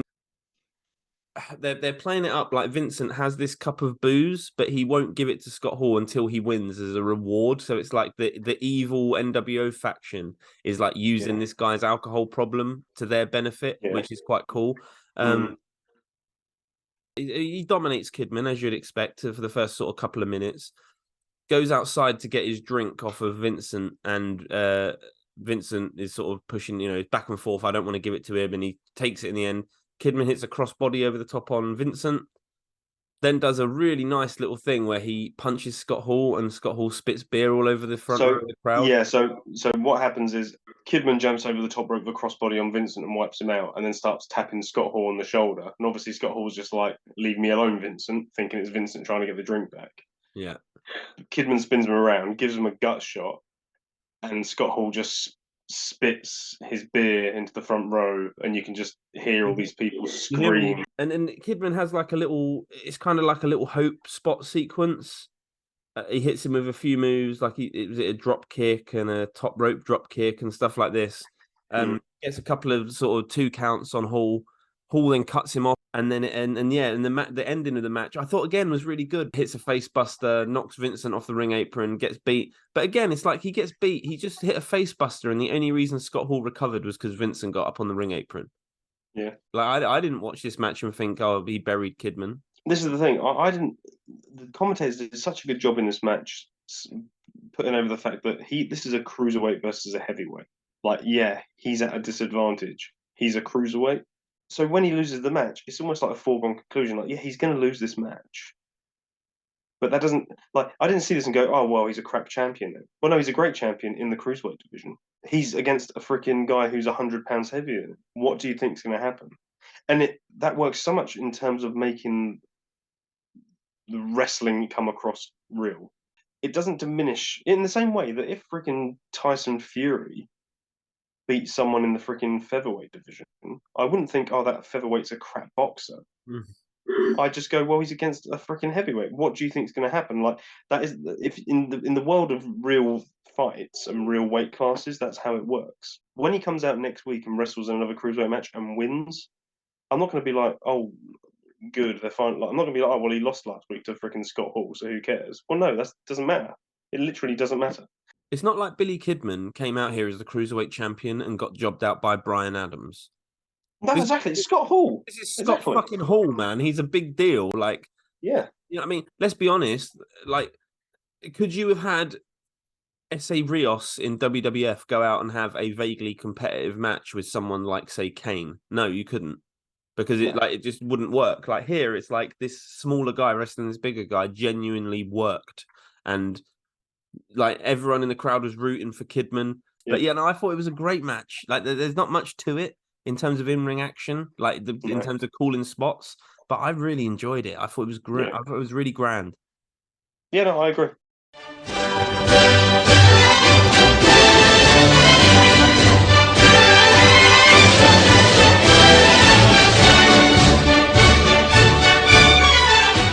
British Bulldog versus Alex Wright.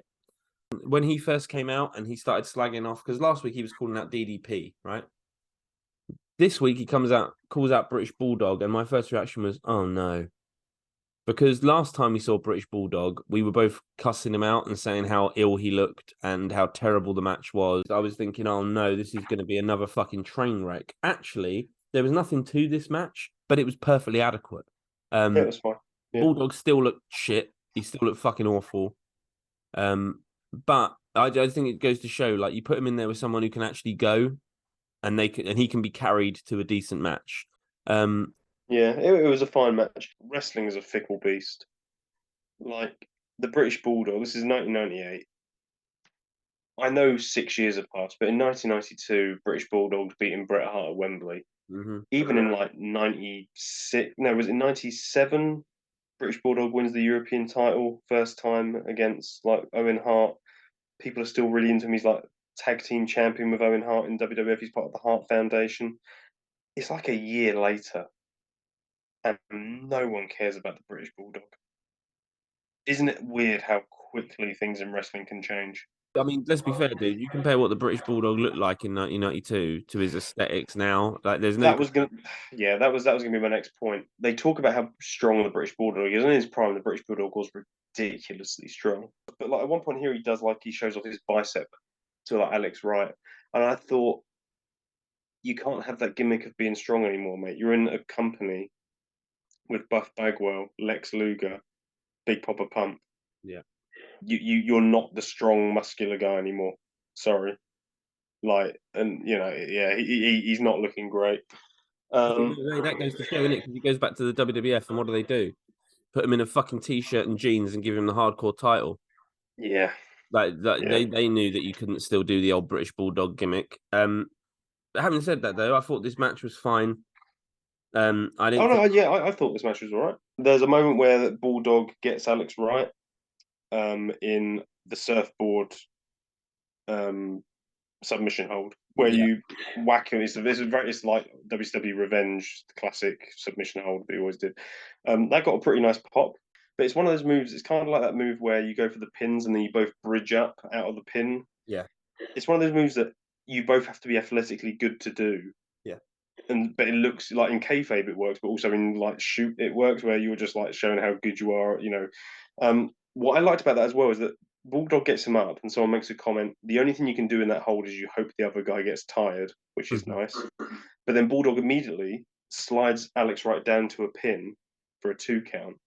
But in a nice bit of foreshadowing and finish, someone says, "I'm not sure who was getting counted there, Bulldog or Alex Wright." question was there whose shoulders were down. Yeah, Bulldog had to be careful at that point that the referee Billy Silverman didn't count his shoulders down. We have, he has to be careful not to get his pin, have to get himself pinned there. And I didn't click the first time I watched it, but I watched it a second time for this review, and I was like, okay, that's a nice, whether intentional or not, that plays nicely into the finish. Bulldog hits the power slam. He picks up Alex Wright, who kicks the referee, falls unconscious, and then he hits the power slam. But the referee's not there to count, so Bulldog just looks up. I don't know what he's looking at. It's like he's having Vietnam flashbacks. Because like the referee's not, but he isn't there. He's not like he goes to the 3 count, realizes it's not a 3 count, then looks around for the ref. He slams him, goes to the 3 count. He's there for about 10 seconds, just staring into like nothingness.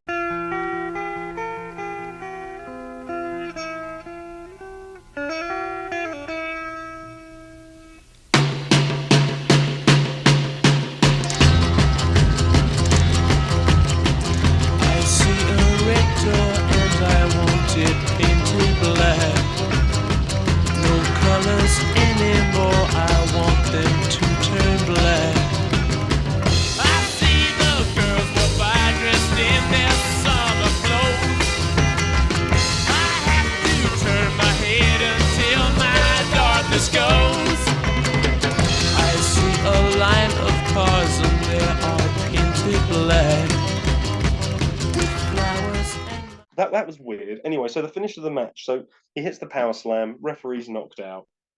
He has this weird Vietnam flashback, and then he stands up. And Charles Robinson comes out, the second referee. The first referee kind of wakes up, and then Alex Wright hits a belly to back kind of German suplex. And it's that classic double finish where one referee's on one side, the other referee's on the other side. They both count the 3 count.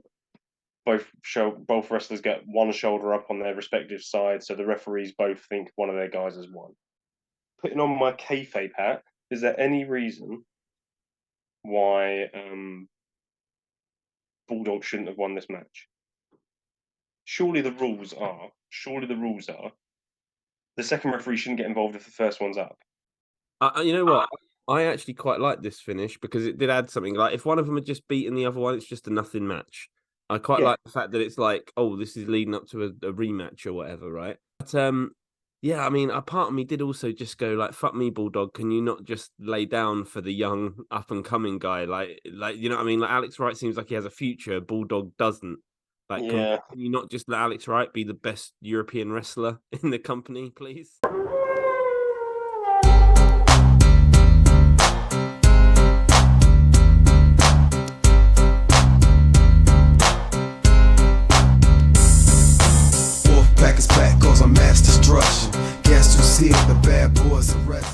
Brian Adams of the NWO Black and White versus Kevin Nash of the NWO Wolfpack. And I've put, you know, like when someone has a manager and it will say, you know, Yokozuna with, you know, Fuji or whatever, Mr. Fuji.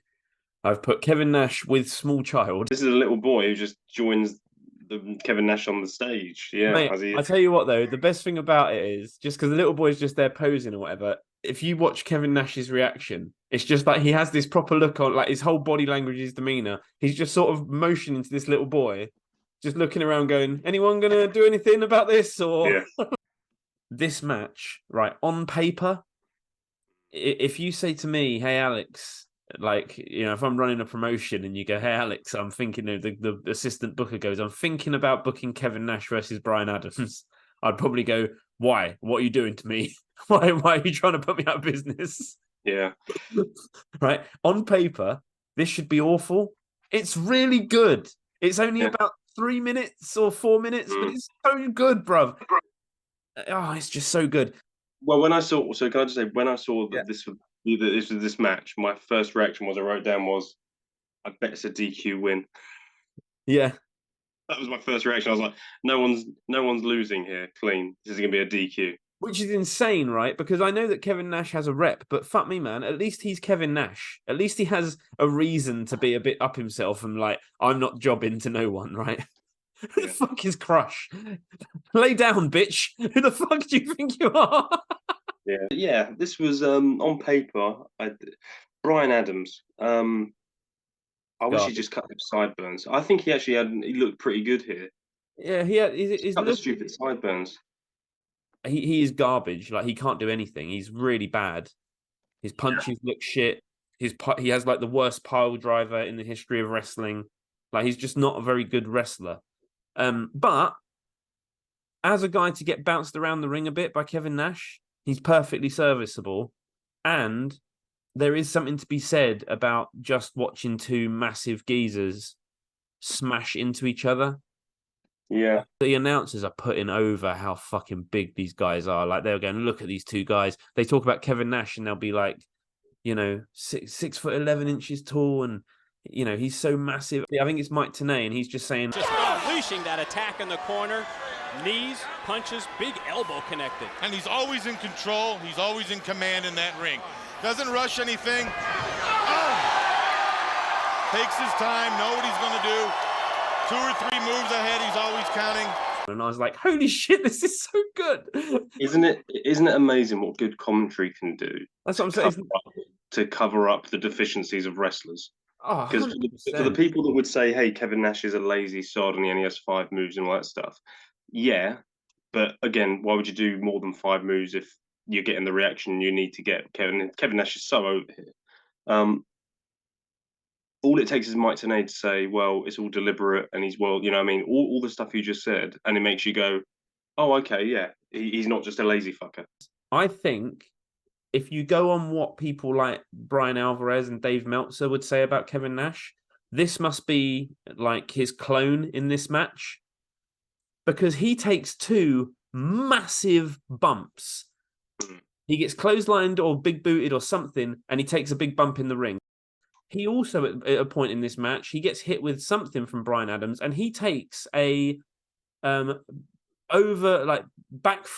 out of the ring bump over the top rope. So he gets hit, and he literally will throw himself backwards out of the ring. So people go, oh, he doesn't bump. The guy is 360 something pounds and nearly 7 foot tall. Who's he bumping for? Yeah, the Big Show. That's about it. He shouldn't be bumping for every dickhead. If a cruiserweight hits Kevin Nash with a missile dropkick off the top rope and he doesn't bump, fair play. Yeah. Why should you? You're massive. So anyway, but that's my little rant over. This match really looks like 2 massive geezers fighting each other. Yeah, absolutely. It's just 2 geezers just smashing into each other, throwing each other around the ring, hitting each slams on each other. It's really good. I really enjoy it. It's like we said earlier. It's one of those things where when this was what you got week in, week out with pro wrestling, you enjoyed the flippy stuff more because that was what was different. Nowadays, when you get 2 guys who are 270 pounds whacking each other, that's what's different. So that's what makes you sit up and pay attention. The end of the match comes when Stevie Ray, who is now apparently the premier member of the NWO. Seriously, stop trying to make Stevie Ray happen. Stop it. It's ridiculous. He comes out with Vincent. The 3 of them batter Nash for a bit. And then Scott Hall comes out. Yep. Running like a soccer mum. Yeah. And he looks a bit like a soccer mum as well, with his hair up. He's trying to look gang memberish, but it doesn't. He's not pulling it off. He's doing this little kind of slow jog.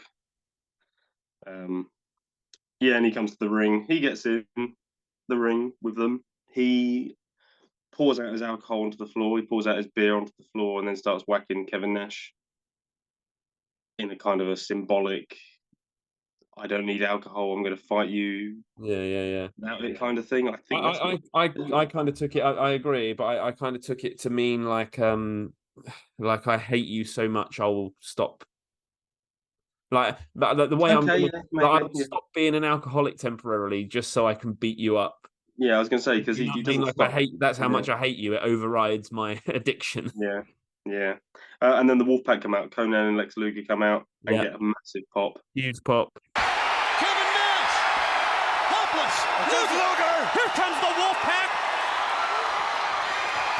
And we've got an NWO Donnybrook! There's Conan!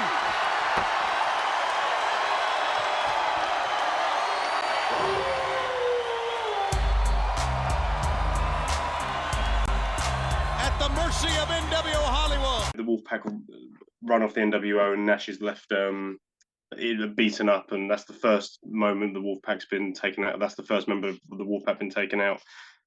Brian Adams, it's like someone was trying to draw Kevin Nash from memory. That's what he looks like. You know, it's like someone showed just a flash of an image of Kevin Nash, then took it off screen and said, draw him, and you get Brian Adams. Fucking bootleg Kevin Nash. Yeah. He looks like, right, an action figure of a pro wrestler that you'd find in Poundland called like Kevin Slash. Yeah. Like bootleg Kevin Nash knockoff toy in Poundland. That's what he looks like. Yeah. Large, attractive Kevin Slash. Large, attractive Kevin Slash. Yeah. Large, attractive. Yeah, that's it. Kevin Slash.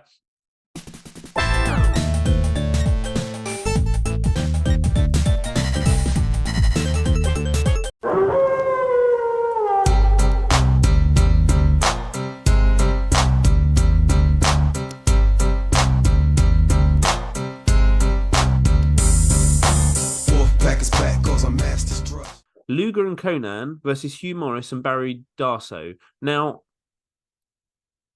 I actually quite enjoyed this because it's just watching the Wolfpack be cool. Yeah. Right?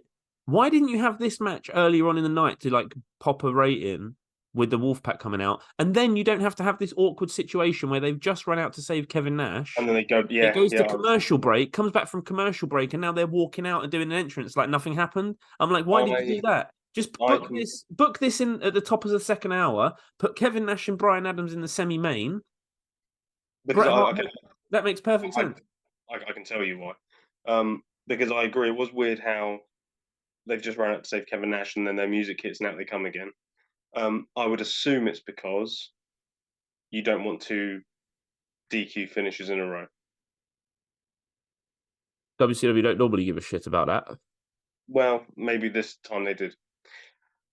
At least this way, you have two red hot baby faces squashing a couple of guys in a tag match, and then you go, okay, and now the show's going to end on a downer. That's the only thing I can think of. This is the third fan of the evening gets involved during the entrance. So Conan and Lex Luger come out, and huge pop because everyone loves the Wolfpack, and you can see the camera doesn't catch it perfectly. But there's definitely a fan that gives the too sweet to Lex Luger. They come out, the energy's up all the time. Like Luger, Luger, you were saying in our first podcast, you were like, he is loving this. Like he really is. Yeah. Like he's loving being in the Wolfpack. And yeah, it's just really fun. Like the Wolfpack, I really enjoy every time they come out. Yeah, I mean, so there isn't a huge amount to say about this match. Oh, well, can I just say the only thing there is interesting to say about it is how bizarrely timed everything was. So they start the match. Luger's in for like maybe 10 seconds. I think he punches him a couple of times, maybe hits a clothesline, tags out to Conan almost straight away. Mm-hmm. Conan gets in, and it's like I guess they're calling it in the ring, but it's just everything seems really strange and like not. And I guess it's not a problem, but it's like, so for example, Conan gets in, like he's running wild a bit. He's beating up one guy. Then they will get a little bit of heat on him, and then he'll. Oh, tiny amount of heat. Yeah, like you know what I mean. Like they'll maybe like start clubbing him or whatever, whip him off the ropes. He'll immediately do his rolling thunder clothesline. So he'll do like it's like he's basically just beating these guys up on his own. And then at one point he just gets a guy in his finishing submission. And there's this weird like clusterfuck moment where Luger gets in the ring, but the referee stops him. The other guy comes over and starts hitting him, and it's like he won't let go for a second. It's almost like they don't really know what's going on. And I was thinking, like, are they lost? Are they like going, what the fuck, where are we meant to be with this or what? And then what made me really think they were lost is that he tags out to Luger. Literally, the hot tag is, he goes, thanks, gets in the ring, torture rack. And then Conan is behind schedule because I think he doesn't realize that Luger is immediately going to rack the guy. Mm. And the planned finish is both of you guys have these guys in your submission holds at the end of the match. And because Conan is behind and Luger can't hold this guy up here forever, the match is over and he's still putting the guy in his finish. One torture rack away from a victory. There's a tequila sunrise on Humorist just for good measure. Well, Conan wanted to put it on him, and he was determined to put it on him, and he did. Yes, he did. Yes, he did. What determination will get you, Brain. I know that. And integrity. No excuse for it. No compromise. Keep talking yourself into a big hole. Go ahead. Wolfpack is back cause I'm mass destruction. Guess who see it? The bad boys of wrestling. Testing competition, win the war, that's their mission. Not no mercy, see the rings like the street. If you don't know, you better find out the Wolfpack. The whole thing was kind of weird. It was fine because it's just Wolfpack beating up two jobbers. This wasn't a good match. It was a bad match, actually. Yeah, it wasn't a good match. It was a bad match. But it was saved by just how over the act is. Everyone loves the Wolfpack. It doesn't matter, it's a little shitty match. When Luger gets the torture rack on, everyone pops. Everyone just is like, yes, we've seen the Wolfpack have a match and they've won. We're good. Yeah. And that's it. The biggest icon in wrestling.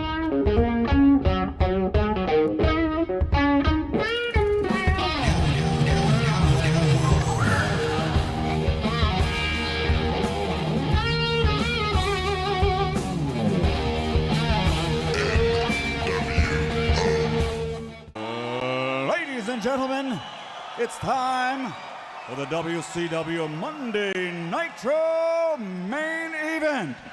Tonight, for the first time in professional wrestling history, it's the Hitman versus Hollywood. Are you ready? Bret Hart versus Hollywood Hulk Hogan in a first time ever happening, never before seen match in the main event, which was built up all night as something really fucking incredible and special and worth seeing. Yeah. Just for them to not give it to us properly. So, I'll be honest, I don't really blame them. The crowd didn't care. The crowd did not care. They were dead for this whole match. Yeah, they didn't pop till Sting came out, did they? When Sting came out, they we'll get to that because it's such a stark contrast. But I mean, Bret Hart doesn't have music. Why doesn't he have music? No, I don't know. Like, it's been weeks now. At first, I was like, "Oh, he's just left the NWO. That's okay." But you'd think you'd have something prepped for him, right? Yeah. Like, why is he coming out? Having decent music is such an easy way to get the crowd pumped for a character, for a wrestler, and get them connected to him and all that stuff. Oh, easy, yeah.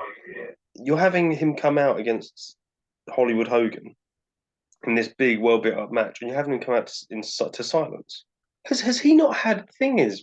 Did he not have music? Yeah, he had music when he first came in.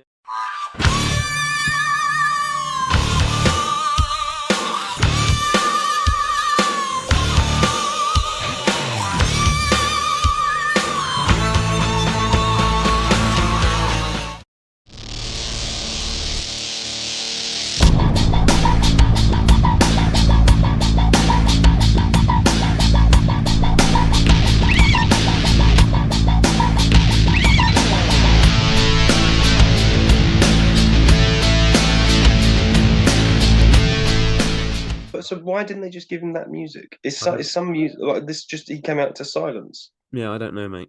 So here's the thing. Hogan and Hart. So the reaction to this match isn't there. Mad, isn't it? It's bizarre because I can't explain this.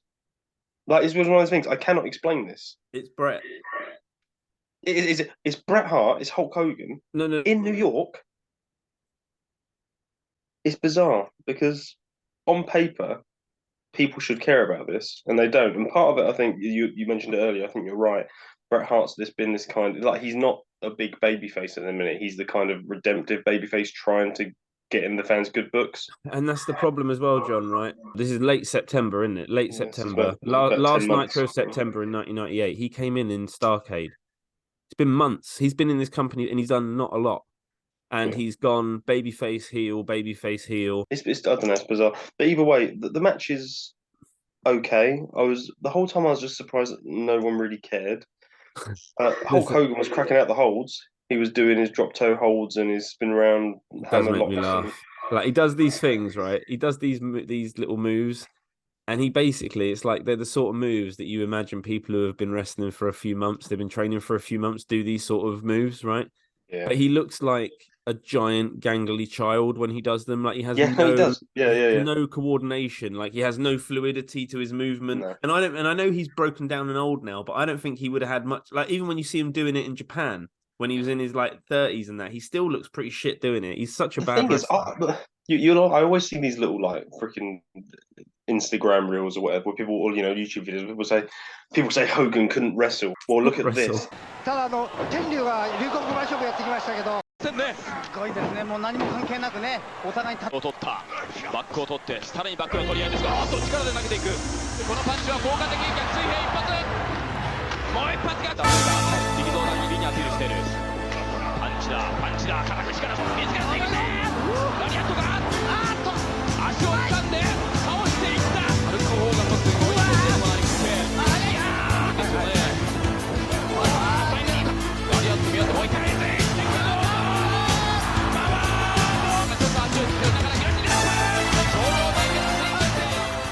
And I'm like, it doesn't look good. Like, yeah, he can do it, but I think most wrestling students do what he's doing. Like, that doesn't prove he can wrestle. And don't be wrong, I'm one of the people, Hogan can wrestle if wrestling is engaging with the crowd. And like, when people say he can't wrestle, I'm like, well, no, because what he does is wrestling. No, it's pro wrestling. That's what he like. Yeah, but it's not. Yeah, the technical aspect, no. But if you're talking about engaging with the crowd and stuff, he's a 10 out of 10 wrestler.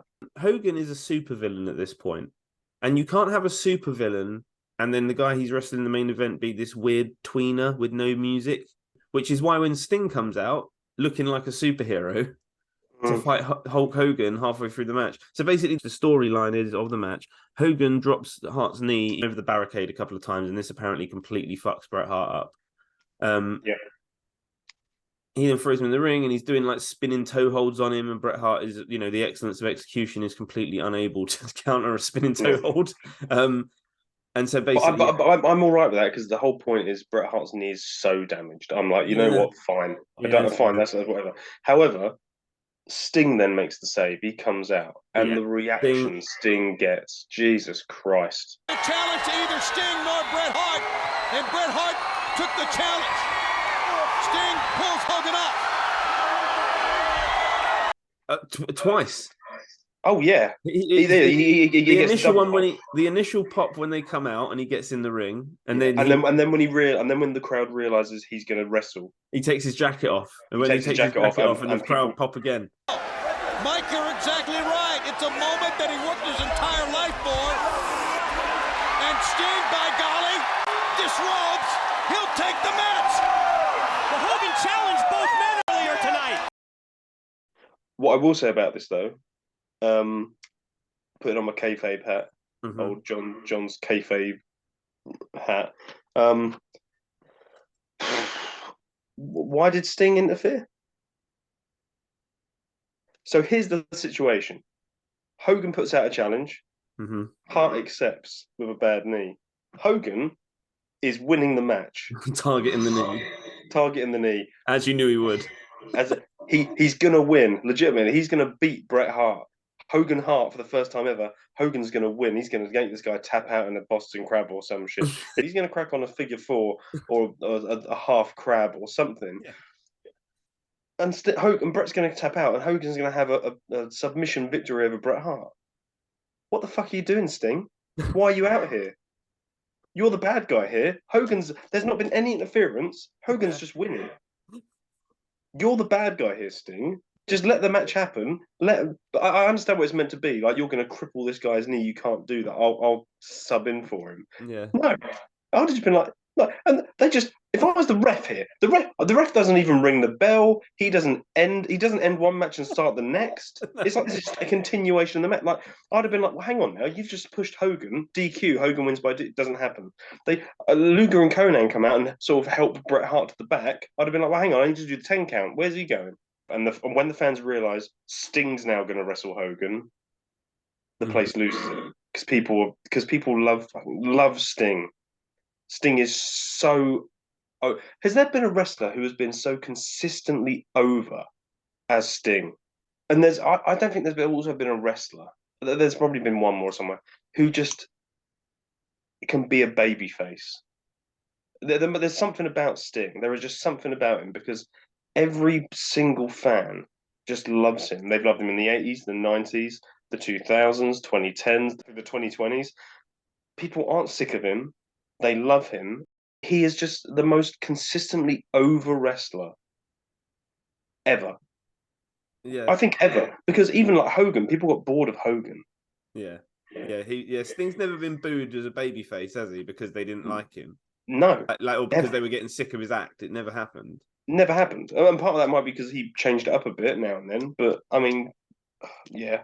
Anyway, good Sting. So anyway, so you were saying Sting gets immediately the crowd are more into this, by the way. Immediately the crowd have woken up. If you watch how they were before Sting intervened and now Sting, night and day. Yeah, absolutely night and day. Absolutely. Can I just say as well though, basically how this happened, it didn't matter what it was happening because the focus wasn't on what was happening in the ring.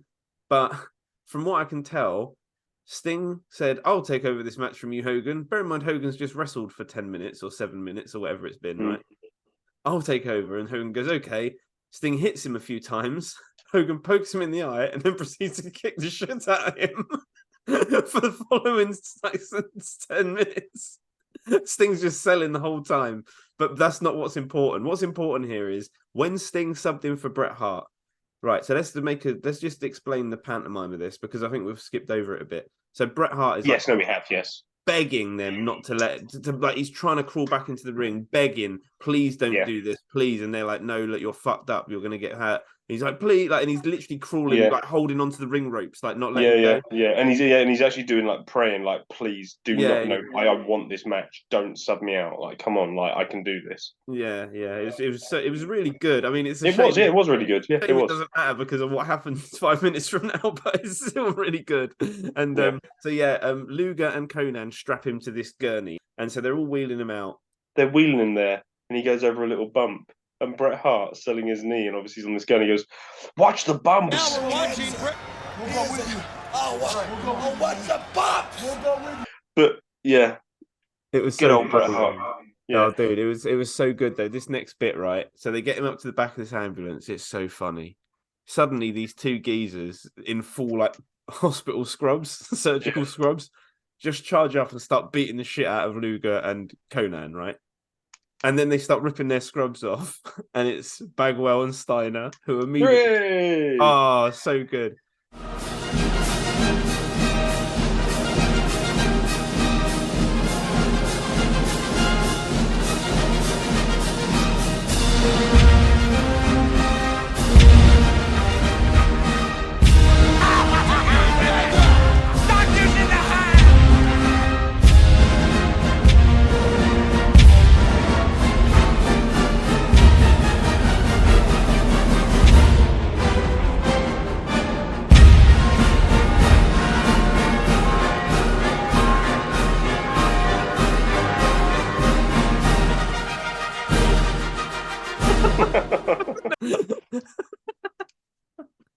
Oh dear. What I did think is right. Why did they dress up as surgeons? How did that help? Why didn't what did they achieve by doing that? They wouldn't have achieved by just running up behind them and hitting them like they did anyway. Right, because they didn't come out of the ambulance, did they? No, they just ran up from behind and clobbered them. Why couldn't you do that without being dressed as doctors? I'm gonna say kayfabe wise. Luger and Conan and Bret Hart must have passed them on the way to the ambulance. Right. So these guys must have been in disguise. These 6'5", 250-pound muscle-bound doctors. Actually, thinking about it logically now, if I wanted to attack someone, right, and the only place I'm going to get to attack them is in like a big open hallway, right? Well, if I just come running up behind them, there's a good chance that they're going to turn around and see me, right? Yeah. And then I'm in a fight. But if the whole gimmick is that the NWO have planned this whole thing out so that Bret Hart is being taken to the stretcher into the hospital when he's not really hurt, well, if they turn around and see two doctors running up, they're not going to go, Sweet, over here, guys, come and help. Yeah. You're right. Yeah. Well, there we go. Then that's it. That's it. That makes it away. I've just figured out the kayfabe. That makes perfect sense. Because if Luger and Conan had turned around and seen Steiner and Bagwell running towards them, they'd have been like, "Oh, we're in a fight," and they'd have battered them. But you turn around and just see doctors running up to an ambulance. You're like, "Oh, great! This is service. This is." So anyway, yeah, Steiner and Bagwell beat the crap out of Conan and Luger. Bret Hart tries to unstrap himself from the stretcher and can't. He's struggling. He can't do it. He just can't do it. He's trying his best, but he just can't do it. And then Scott Steiner has to intervene and undo his buckle for him. And to be fair, right, keep in mind, right, so the big twist is this is going to be a heel turn, Bret Hart. This is all made up. Bret Hart's turning heel, okay? Mm-hmm. And in fairness, I think they did quite a good job because Steiner helps Bret Hart up, and you think, well, why would he do that? Why would he unstrap? Obviously, because they're actually in cahoots with each other, but why would he unstrap Bret Hart? But then he just says to Bret Hart, like, get out of here. Bret Hart on the ropes, that kind of the half sit he does on the ropes, cheering Sting on, followed by in my mind, that's an iconic wrestling image, and I don't know why. Because it's not that iconic, but for some reason, like there's something about Sting having Hogan in the deathlock with Bret Hart on the ropes, because he gets back in the ring and he's kind of sitting half on the ropes, cheering Sting on with a fist clenched, only for about 2 seconds, and then immediately he walks up, grabs Sting, DDTs him. But yeah, there's something about that image that I don't know. It's just a very cool. The actual shot is very good. It's a very good shot of the action. But I tell you what, I actually wrote here. Bret betrays Sting, DDT out of Scorpion Deathlock, and then I've put most classy betrayal ever. I think it's the Steiner Brothers one is another good one, where he's doing the Steiner pose and then he double axe handles him. Yeah. That's a good betrayal. It's like betrayals that are a bit different. The fact that he was like turning him over and he was right in front of him, and he's like bent over, like in a position to be DDT'd, and he just runs over and DDTs him. I was like, oh, what a classy little betrayal. I quite like that spot. Yeah, I like it. So basically then Bret Hart and Hogan just then kick the shit out of Sting. Probably a bit too much, actually, considering that he's back next week. And I love Bret's punches. When he's mounted on top of Sting and he's like punching him in the head. And it's just the intensity and it like really looks like he's really trying to hurt him. Like, and he's probably not even touching him. But it's just everything about it. The pantomime, his hair's going everywhere and he's like just really smashing him. It looks so good. Eventually, after they've beaten him for a long time, they've like figure four'd him around the ring post. They've been kicking shit out of him. Yeah. And then, so basically, finally, Conan and Lex Luger come running out. Initially, it's Conan on his own. And you know what? I thought it was fucking awesome because he comes out and he looks like he's just had his head kicked in. All his clothes are ripped, his shirt's ripped, and he's like all his shit's hanging off. And he runs out and he's got like a broom or something. He gets in the chair in the end, and eventually Luger hits the ring as well, looking like he's fucking less so, but like his hair's all over the place and he's looking befuddled with life. But it's just it's just really good, man. And what a good way to end it. Like, what a good image to end it on. Nash was taken out earlier in the night. Conan looks like he's just had 7 barrels of shit kicked out of him. He's barely standing. Sting's out. Like, it's a really good way of ending Nitro. This is an NWO Black and White standing tall episode, which is fine. It's absolutely fine. And I think next week is the classic. Classic. We'll discuss that then. I mean, what I'll quickly say is this. I think Bret Hart's best feud in WCW is with Sting. Mm-hmm. And they've already built up, we actually started about halfway through it. They already had a couple of things building up to this. Mm-hmm. But over the next few weeks, you have 3-4 really good segments with Bret Hart and Sting building up to the Halloween Havoc match. All-timer segments, yeah. Like, great segments. And I'm really looking forward to covering them because I haven't seen them in 20 years. I can't wait. It's going to be... I'm genuinely looking forward to that. And we do have to get out of here. Grab the towel!